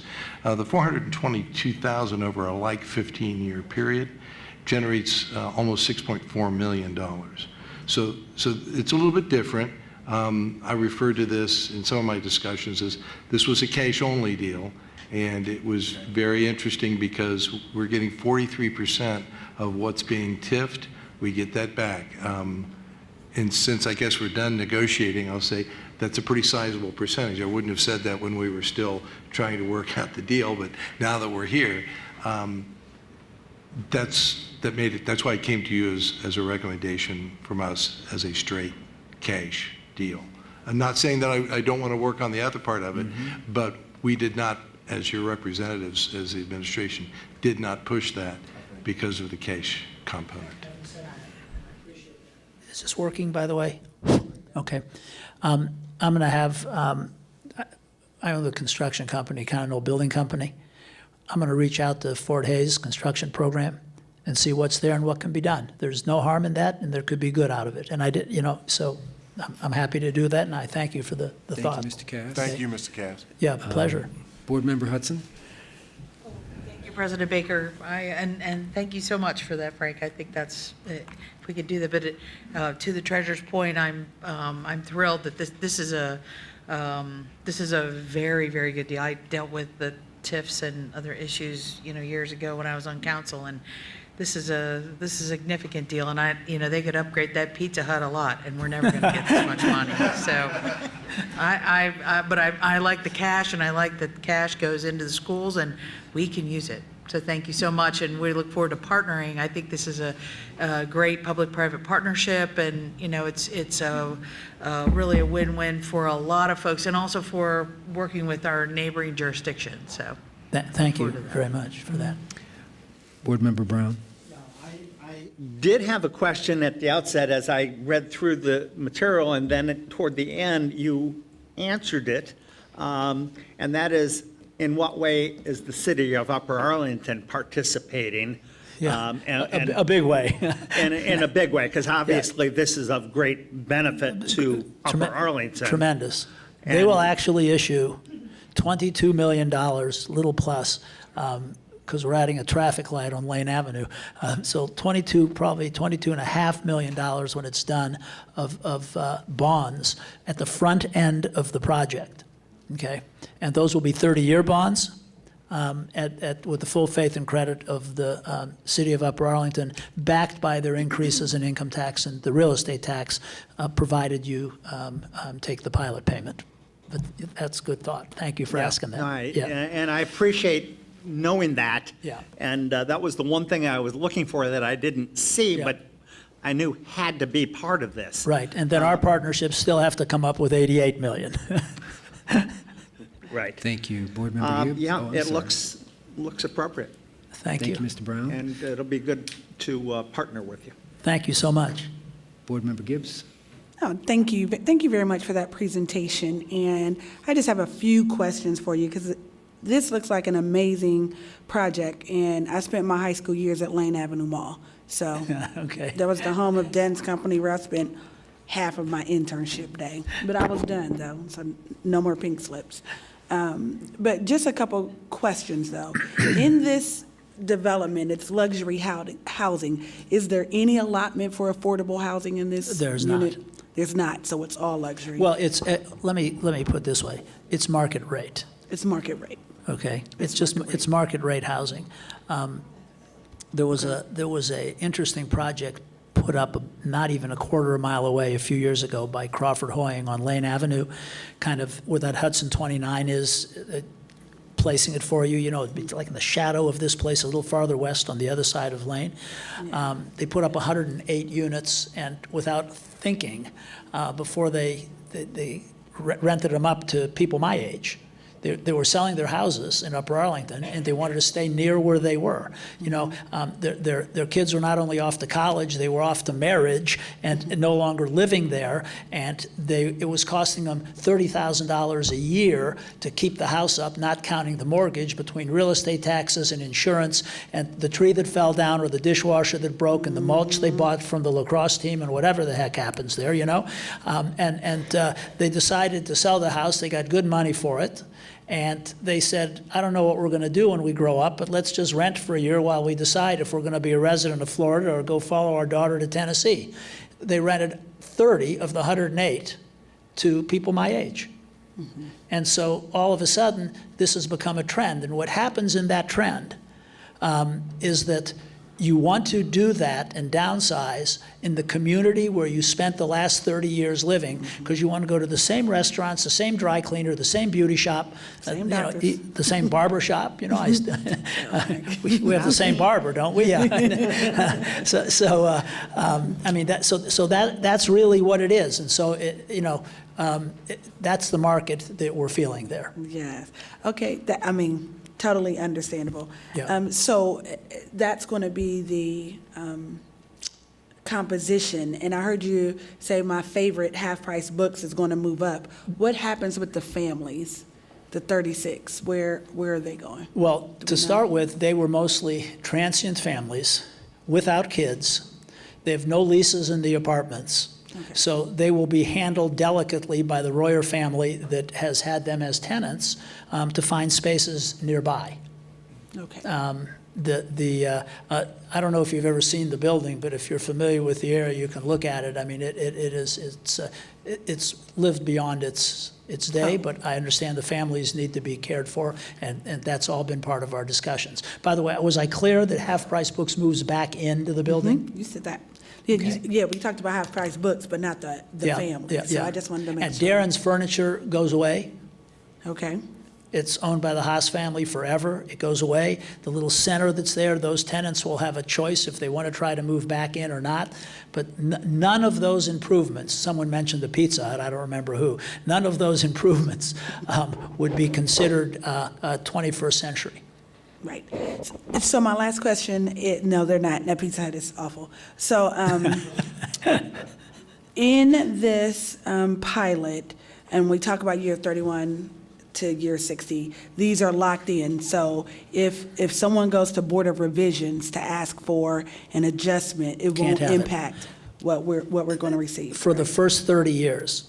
After that, the pilot payment's done, and it's just regular real estate taxes. So all we did, we're fairly certain that the 991 figure, is that the figure? The 991 is probably very low, because this improvement is different than what's on the property now. It will be reassessed from time to time. And when it's going to be reassessed, we presume at that location it's not going to get worse. We've simply assumed what the building will be worth from a tax standpoint the day it's done. That would bring in taxes at your millage and assessment of $991. And if it's still at that assessment 30 years from now, or 30 years from it's completed, the TIF is paid for, now it's regular real estate taxes. I won't be around. I don't know who'll own the property at that time. I don't know who's going to come in to ask for this or that, but 991 is today's taxes at today's rate, am I correct? Projected out 33 years from now, 32 years from now. In other words, 30 years after the building's finished and the TIF's paid for. But for the first 30 years, the 441 is not, you can't touch it. Got it. Okay? Okay. Any other questions from board members? Is this on the Code of Bus line? Ms. Gibbs? You don't know? Okay. I double check. Okay. Thank you. All right. I know, there's a Lane Avenue bus, so it would be on it. That won't. If there are no further questions from board members, Mr. Cass, Mr. Huber, thank you for being here. Thank you for having us. Thank you. Have a good night. You too, thank you. All right. Mr. Treasurer, have you anything else for the board this evening? No, Mr. President, I do not. Thank you very much. If there are no questions from or for the treasurer, let's move on. And I'm going to call on Board Member Hudson at this time to introduce a resolution. Gosh, and here we are. So at 7.1 of our agenda, it's June, and so June is Pride Month. And we've had, we always have so much going on that generally we do Pride and we get out of school, we do Pride, and then we're exhausted and we vote and go home.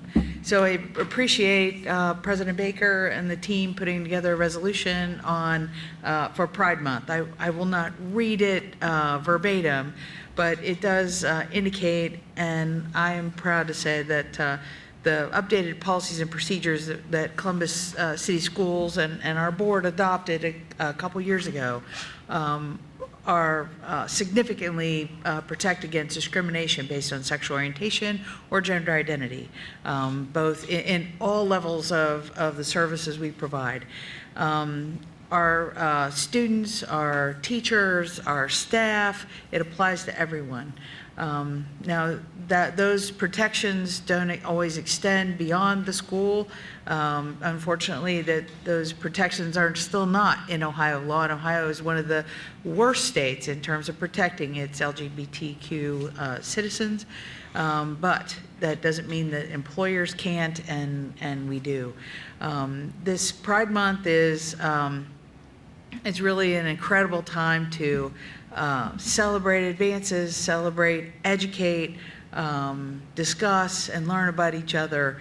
And really, it's not just about tolerance, but it's about encouraging everyone to thrive and to live their fullest. And what we all want as educators, as employers, as supporters is we want everyone to bring their whole self to school, to work, to what we do every day. And so I want to thank our administration. I want to thank the board for taking time to consider this resolution. And next Saturday, the Columbus has a Pride parade and Pride celebration, and it is a celebration. There are folks there are protests, there are all kinds of things, but it is a time for folks to celebrate. I know as I go to Pride, and I've gone to Pride for years, I always thought at times like, here's the one day where I don't have to fight, I don't have to worry about stuff. It's just about enjoying and celebrating what we've worked so hard to do and have everybody together in a way to celebrate together.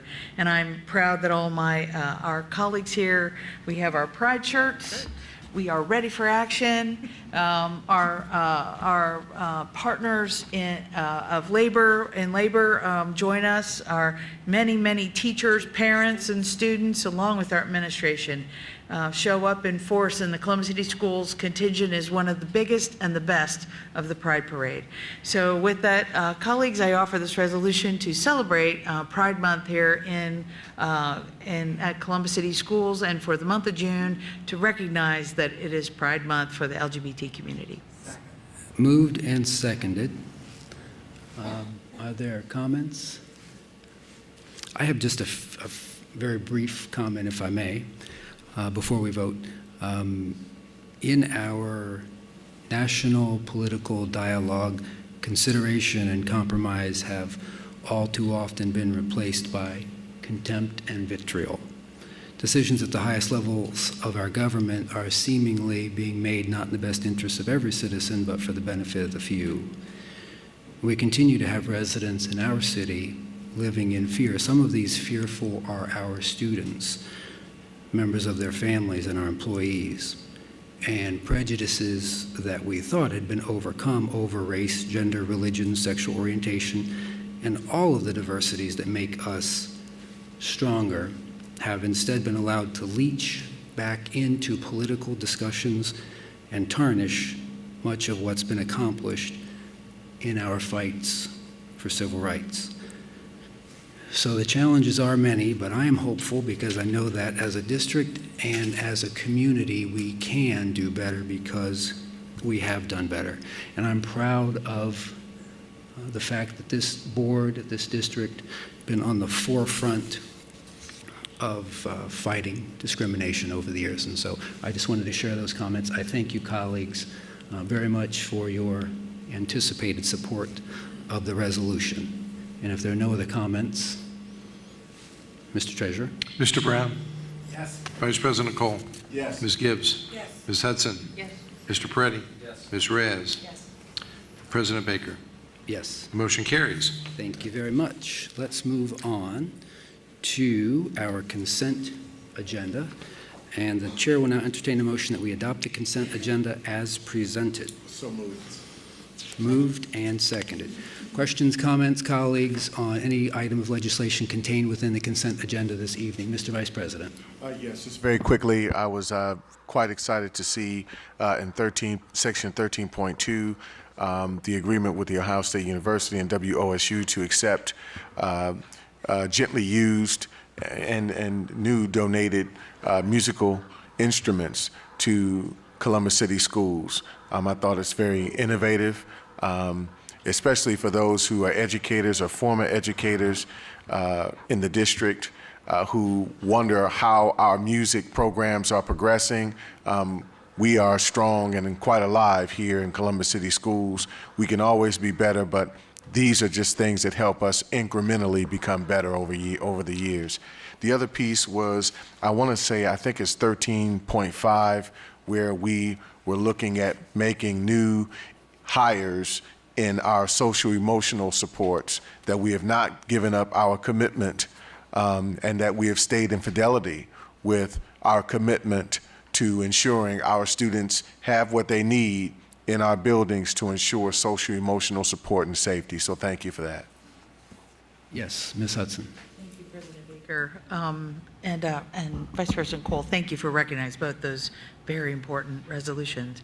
At 14.3, I have no objection at all with the terms of 14.3. I know in our earlier iterations of the budget, there were some proposals, or we kind of danced around what to do with WCBE and addressing WCBE.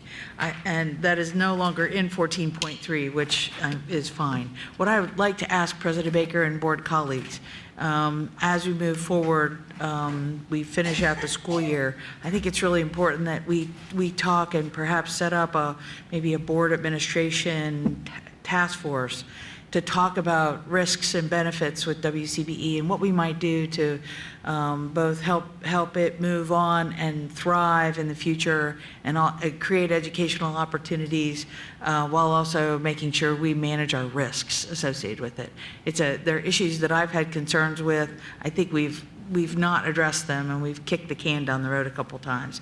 And so I'd like to ask is that as we kick it a little further again, that we don't kick it anymore and we talk, because I think there are ways that we could do this in a win-win, but also reduce risks to the district while also letting help kind of going the next chapter so that WCBE can thrive in its next iteration. So I would just ask that we put that maybe on our next board retreat agenda, something, but we form a task force of interested board members and administration to talk through those issues.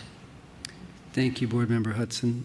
So, Ms. Gibbs? Yes, I think that would be a great opportunity to not just talk about WCBE, but to look at our overall communications department in a full report, and to look at our communication vehicles, those that we own, our print shops, as you talk about risk and assets and resources, and to look at our entire strategic communication plan and where WCBE fits in that plan and all of the tools and resources that we have, and to look at that ROI and how does it all fit. Because it doesn't just exist kind of in a vacuum, it exists as a part of a portfolio of things that we have.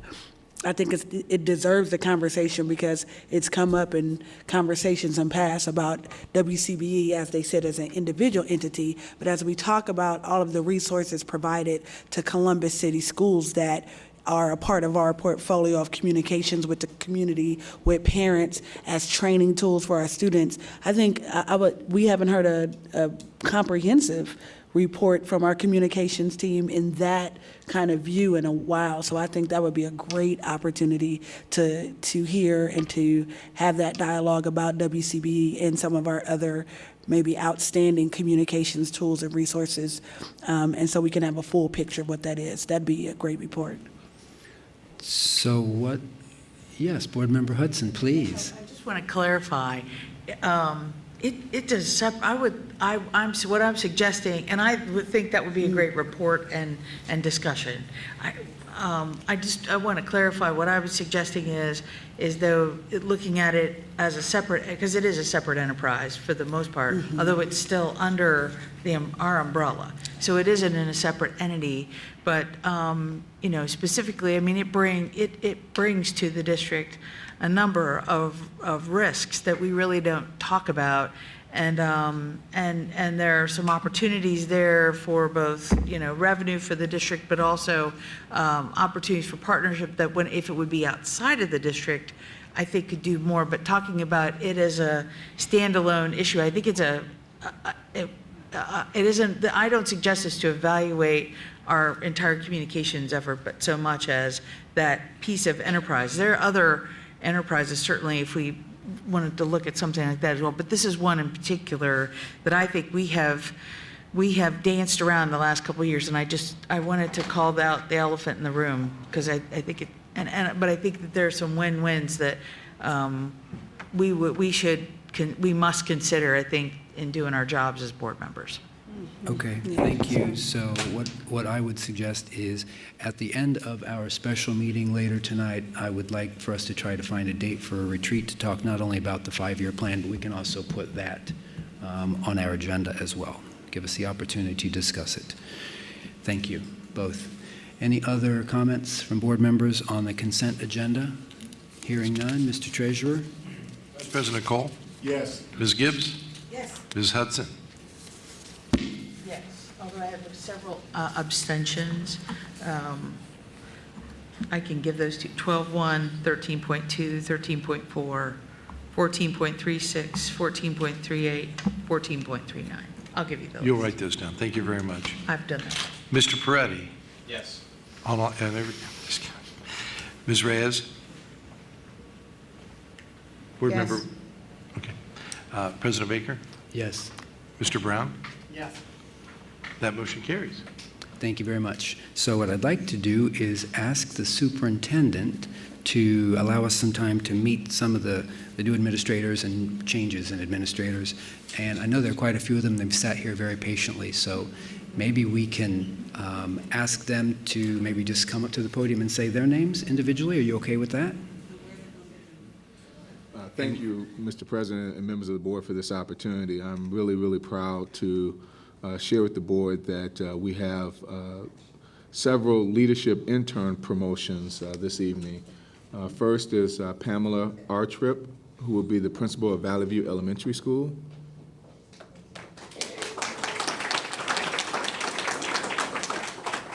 Anastasia Brown, who will be the principal of Devonshire Alternative Elementary School.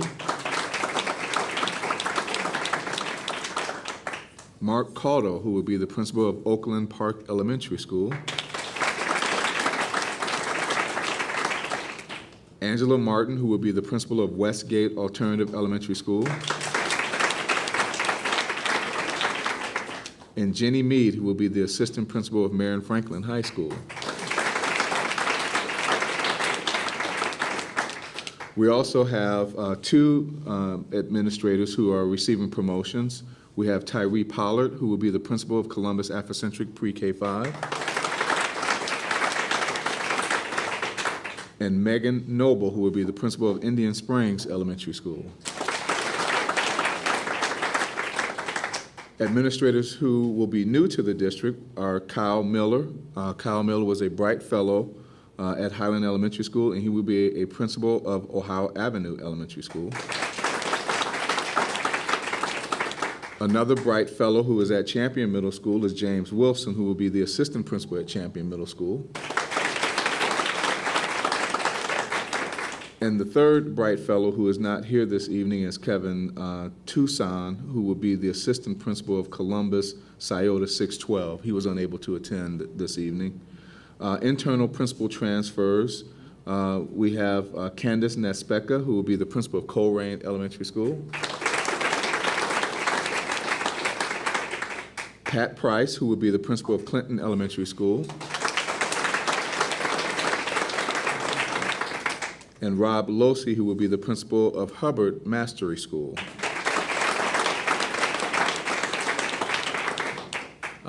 And then we have Rhonda Rice, who will be the interim Director of Human Resources, Employment, and Staffing.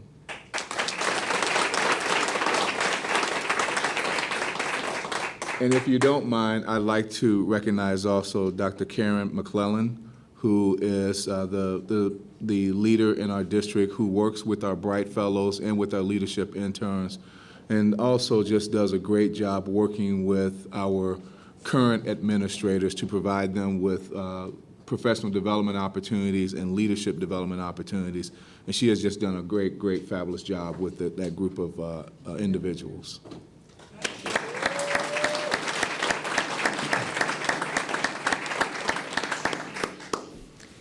Thank you very much. Thank you. Congratulations and/or welcome. And Mr. Peretti, did you have an item that you wanted to? Just wanted to make a quick announcement. So, are we in announcements? Oh, it's an announcement. Okay.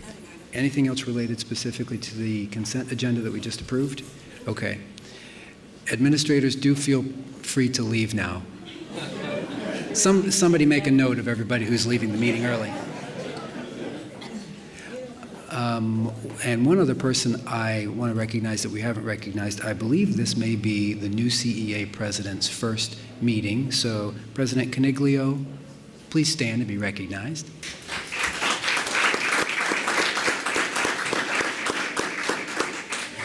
All right, thank you very much. Let's move on then to announcements. And Mr. Peretti was first. Well, we have a finance committee coming up the next Thursday. Is it Thursday or is it okay, I just wanted to make sure. And we're going to be going over the monthly financial forecast, continuing to looking at the fabulous work that Maurice Oldham and his team has done with our capital budgets.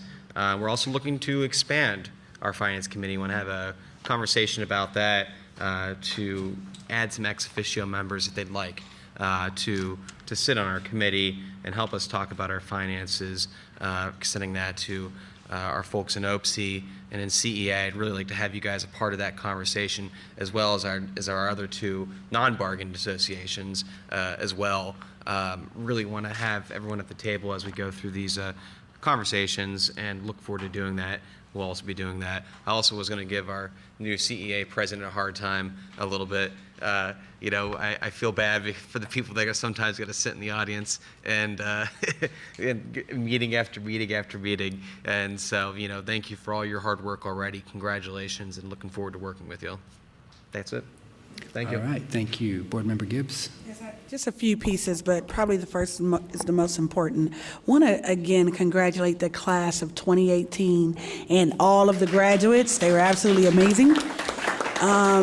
But very excited to announce that, as you may know, if you attended any of the graduations, which were absolutely phenomenal, I had the opportunity to speak at Fort Hays, East Moricaza, Mifflin, and Miriam Franklin, and the graduates were there and just beaming. But there were a number of students that were not able to participate in graduation because they were at the state track and field competition. And every year we have a number of our students who, because they are receiving full ride scholarships, tons of money to run track in college, they're required to participate in that state competition, and therefore they cannot participate in their own high school graduation ceremony. But I am so glad that Dr. Stanford and Ms. Gillison has agreed that any student that did not participate in their graduation ceremony can participate in our summer graduation. Dr. Stanford, thank you so much. Let me give them a round of applause, because they have bought their cap and gowns, they've completed their requirements, they're graduates, but it's something. You wait 13 years to see your child walk across the stage, and to know that they will be able to do that and participate, I think is absolutely amazing. And so if you were, and I know our principals know, and you're going to get that out to their team, but if you had a student that didn't participate in their own ceremony, they can join us. Just give us the diploma back. We'll give it back to you. And you can have your cap, your gown, and walk across the stage, and your friends and family can be there to cheer for you. And I think that's very important that we add that, colleagues, as an option for our summer students.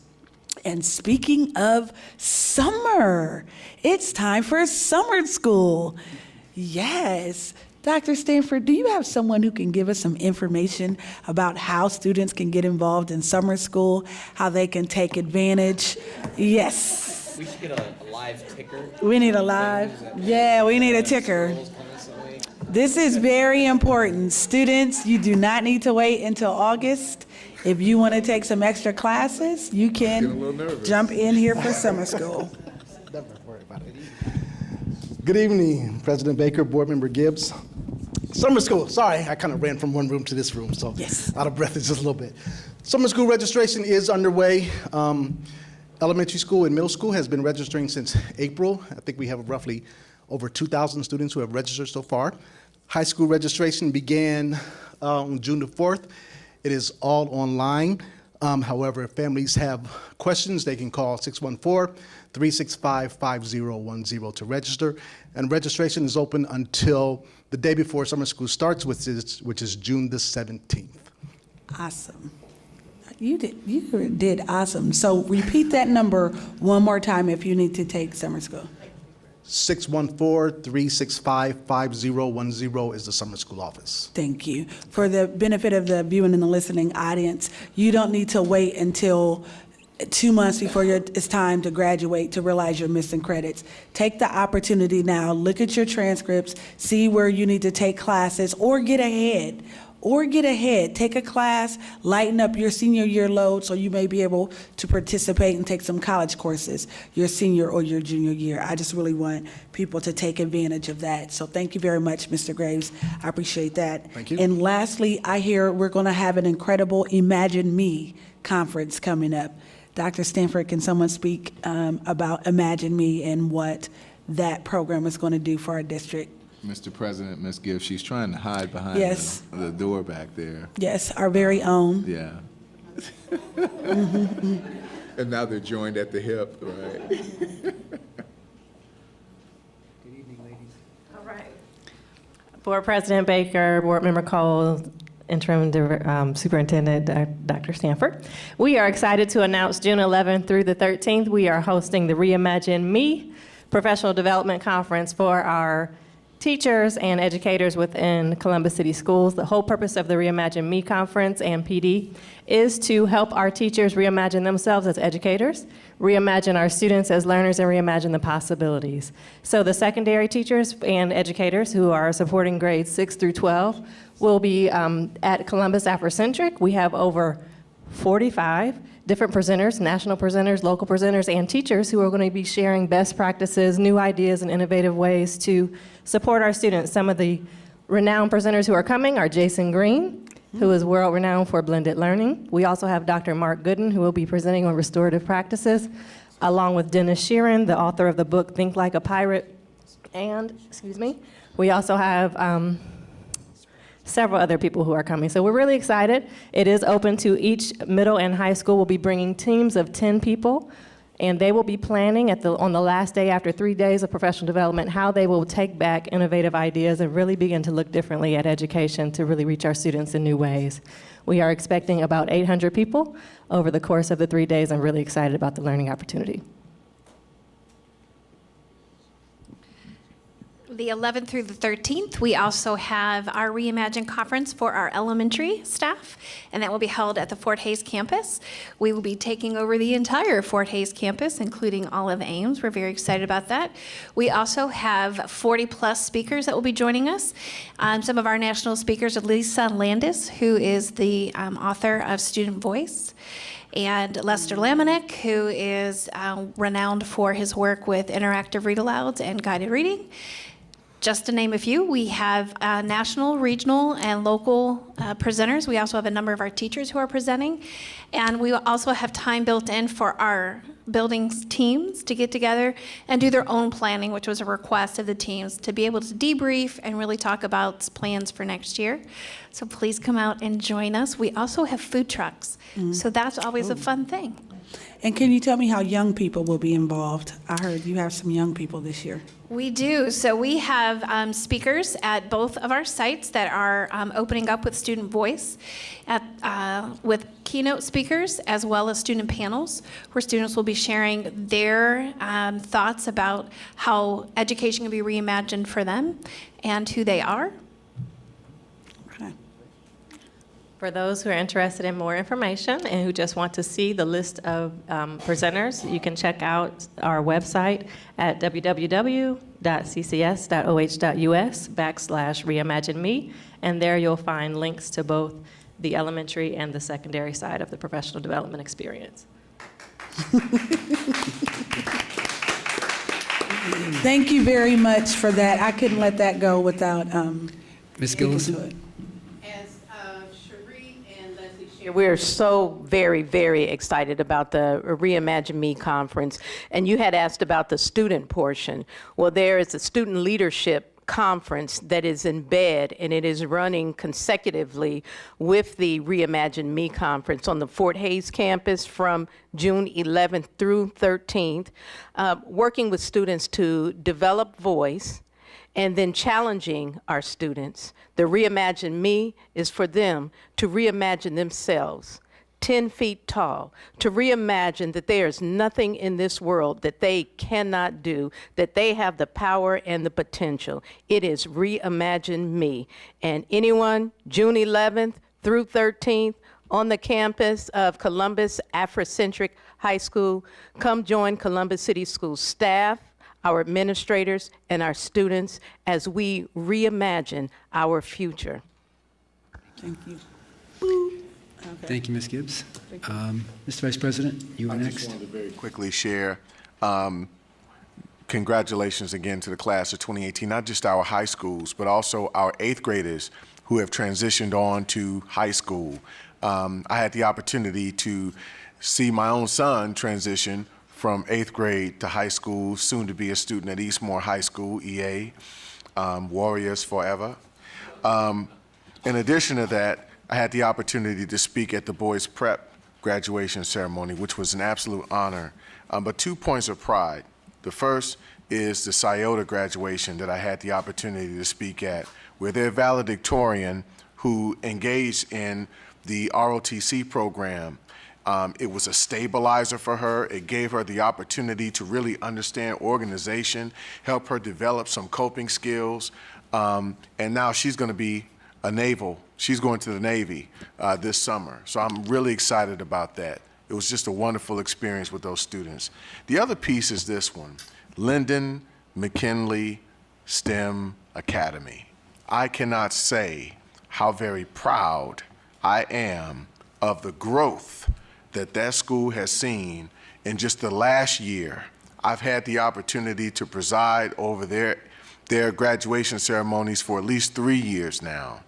And I've had kind of personal hands-on in that school, not from day to day, here, you do this, you do that, but just getting to know the students, getting to know the staff, and really just wrapping my arms personally around those youngsters. They have a 92.5% graduation rate this year. I mean, that was just beautiful to see. They were 50-some-odd% last year graduation rate, and a little lower the year before that. So Mr. Bland and his awesome staff of administrators and educators, you guys just continue to do the great work, and I look forward to years to come and supporting them. Thank you. Thank you. Board Member Reyes. Thank you. I also wanted to congratulate our 2018 graduates. The stories that we hear from our graduates, the things they've got to overcome, their triumphs, their perseverance. You know, a lot of our valedictorians speak, but some of our other students, leaders also speak, and they're chosen by their peers from, I heard from a young man who grew up in a refugee camp and talked about how he was the lucky one. He was able to come to the United States and graduate in top of his class, and how he's going to college and unfortunately celebrating without his baby brother who died prior to the year starting, and how he could be celebrating today with his little brother. So that perseverance that he just kept on going to, you know, students who felt ousted in other districts and came to our district and found a home and found a way to succeed and become valedictorians of I say their loss, our gain. Met a young man who left his district, and he's a valedictorian, and he is going to be a neurosurgeon. He's going to Case Western, and he's also going to study theater, because he said that to be a doctor, sometimes you need to be theatric. And he mumbled to me the journey that he took to find a place to belong in a new school. Another young lady, the same thing, coming from another district. Actually, she came from the same district, but moved from one side of town to the other side of town, and how challenging that was, and how people assumed they knew her. but they didn't know the challenges of coming to a new school and learning a new place, where to shop. I think somebody was talking about where do you shop, kind of going to a new college pretty much, and how she persevered, and also high-ranking valedictorian to the school that she moved to, even not knowing what was in store for her, and even sitting next to administrators who told. We had one young man who walked in late, and she's like, he was our last kid to graduate. We just authorized him to walk 2 days ago. And you could tell that the whole class had worked really diligently, not only the teachers, but even his students helping him along the way, and he was very thankful. So it was just a very outstanding ceremony. To the staff, Mr. Vince Clarino, Absolutely. you Yes. know, it's like, people have no idea, almost 20 high schools coming in and out of there, thousands and thousands of kids, and then there's a volleyball tournament going on at the same time, a state volleyball tournament. So you got cap and gowns going one way, cap and gowns going the other way, parking. It's a lot of planning that goes into that, and having everybody at the same place, having state kids just coming out of their state track meets, running into, we're already in procession and they're running in with their caps in their hands, but they're coming in. So it's just a very wonderful thing to see. I too had an opportunity to speak at Gables Elementary. So these are fifth graders going into middle school, and just having an opportunity to talk to them as they progress. I think each of the milestones that our kids go through are worth celebrating.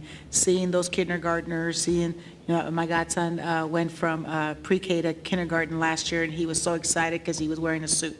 So just seeing that, but I want to thank Ms. Gillison and the teams out in the district, particularly I heard a lot about the clap out this year.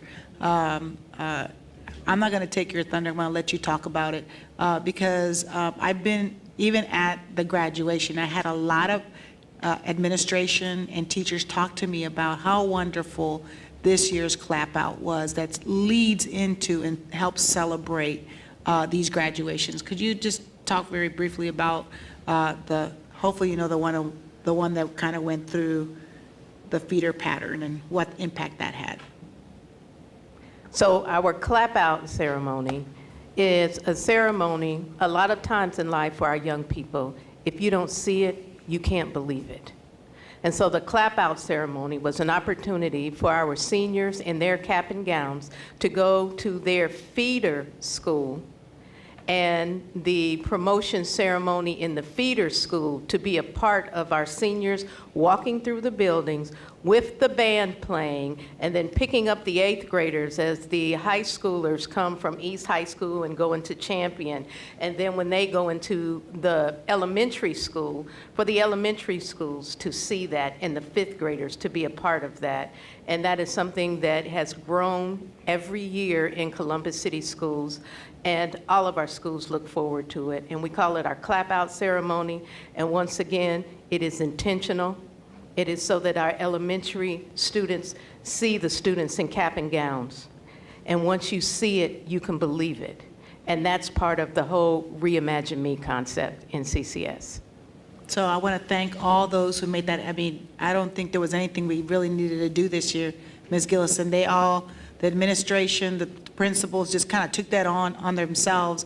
First couple of years, when we brought that idea to the district, it was still just fairly new in other districts. And this year, everybody just said, we're doing it. They got the kids together. And I think last year it happened to be that the high school was coming in when the 3rd graders were also having their ceremony. And they were so excited, and you could hear them say, Mommy, that's where I'm going to be. So that's 3rd grade to 12th grade. So again, if you can see it, and you see people in your own community graduating and their caps and gowns, to a 3rd grader, to a kindergartner, our own big brothers and big sisters walking through our schools and letting us know and see that they're doing a good job, encourages them to do a good job. So thank you to the district for allowing that to happen and for all those administrators who helped make that happen. So looking forward to another great year. Thank you. Ms. Gibbs? Piggyback on that, and to thank all the PTAs and the volunteers that all jumped in to help. A big thank you to our Columbus City School alum, Innovation and Reward member, Ari Tolles. Ari finds a way to be everywhere. He's like Visa, everywhere you want to be. And he's at one graduation and I turn around and he's working the next one. I mean, just stepping in, doing whatever needed to be done to help those things go smoothly. So, Mr. Tolles, thank you for your continual help and support. All the PTAs and parents and volunteers that took tickets, and people were selling flowers, and they really went out of their way to make it a special occasion for our students. I thought it was absolutely incredible. I'm not going to steal your thunder on how incredible East High School graduation was, and how, I'll let you do that and talk about how their numbers have doubled. Well, thank you, Ms. Gibbs. Mr. Brown was right before me. The only announcement I was going to make would have been to commend Vincent Clarno, because having worked a bit with him, seeing his lengthy day and all the logistics that are involved, he did a great job in talking with him a bit. I think that at some point we need to talk a little bit about succession planning. I know, and I suspect that in the midst of some things, he may have been feeling a little bit older. But the other was not an announcement, but just a question of you, Mr. Baker. With respect to the special meeting workshop that we're going to do dealing with planning, it's certainly important, and it's something that the public may have some interest in, and I would just think that it might be easier and more comfortable for public if we were to do that here rather than upstairs. Just a suggestion. Thank you, duly noted. I appreciate that. The room upstairs is already set up for the presentation. But thank you. Let's consider that for next time. Folks will feel comfortable and welcome if they do want to join us Absolutely. there Yes. for that presentation. Everyone is absolutely welcome at that. Board Member Reyes.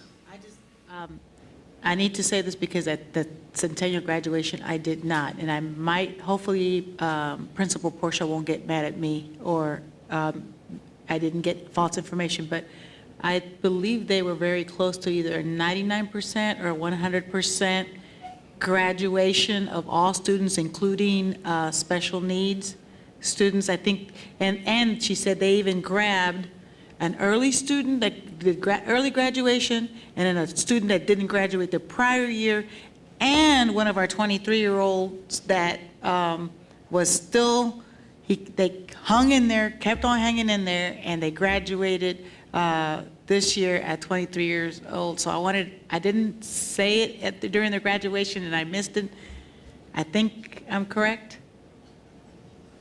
Ms. Gillison.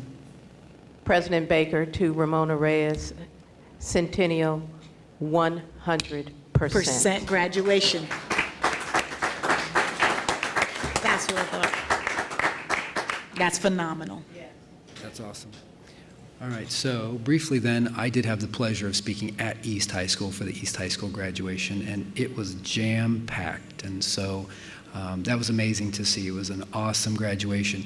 It's a little bit different than some of the others in that the students actually run the graduation. They sit up on stage. All the student graduates sit up on stage. It's a good thing because I don't think there would have been room for them out in the auditorium, but a very special graduation. They all are, but that one's just a little bit different. I also had the opportunity to speak at Briggs at the Convention Center.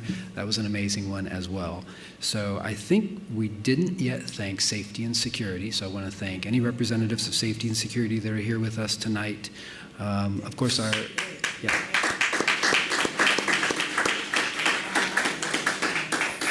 as well as our partnership with Columbus Division of Police. So Director Johnson, please take our well wishes back. There also most of the graduations are not held in school buildings, but like East was. So the buildings and grounds teams who made sure the building looked great, custodians who made sure that the building was clean and safe and cleaned up after we left. Just a special thanks to anyone and everyone who was involved in graduation. It was an awesome time. It's one of my favorite things to do. Yes. Attorney Zach Klein were there, and members of the mayor's staff that were also mentors to some of our students were there. Yeah, those of us who have the opportunity to speak at graduation really enjoy it. So thank you to everyone for making it successful. Any other announcements? Anything you'd like to share? Oh, all right, motion to adjourn before us. Is there a second? Second. Moved and seconded. I missed that. I'm sorry. Who made the Vice motion? President and Board Member Reyes. Thank you. Sorry if we woke you.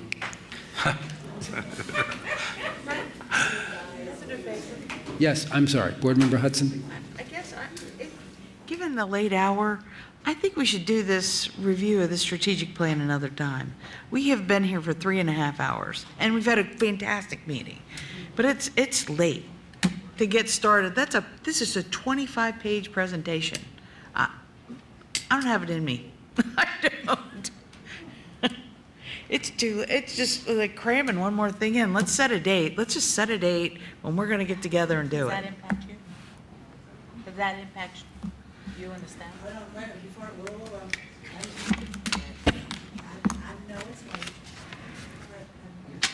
Yes, I know it's late, but our calendar is already jammed packed. Like, we know it's late, we can go through the presentation, but we already have dates and everything is already accounted for.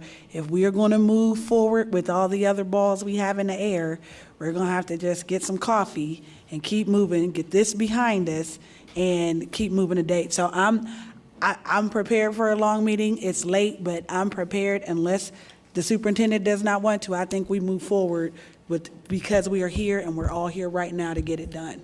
Board Member Brown? Yes, I And then do agree with Mary Jo on this. It is late, and we're not going to be able to do something as important as this justice if we were to try to do it at this hour. I think that it does warrant good, clear-headed attention and the ability to have some discussion.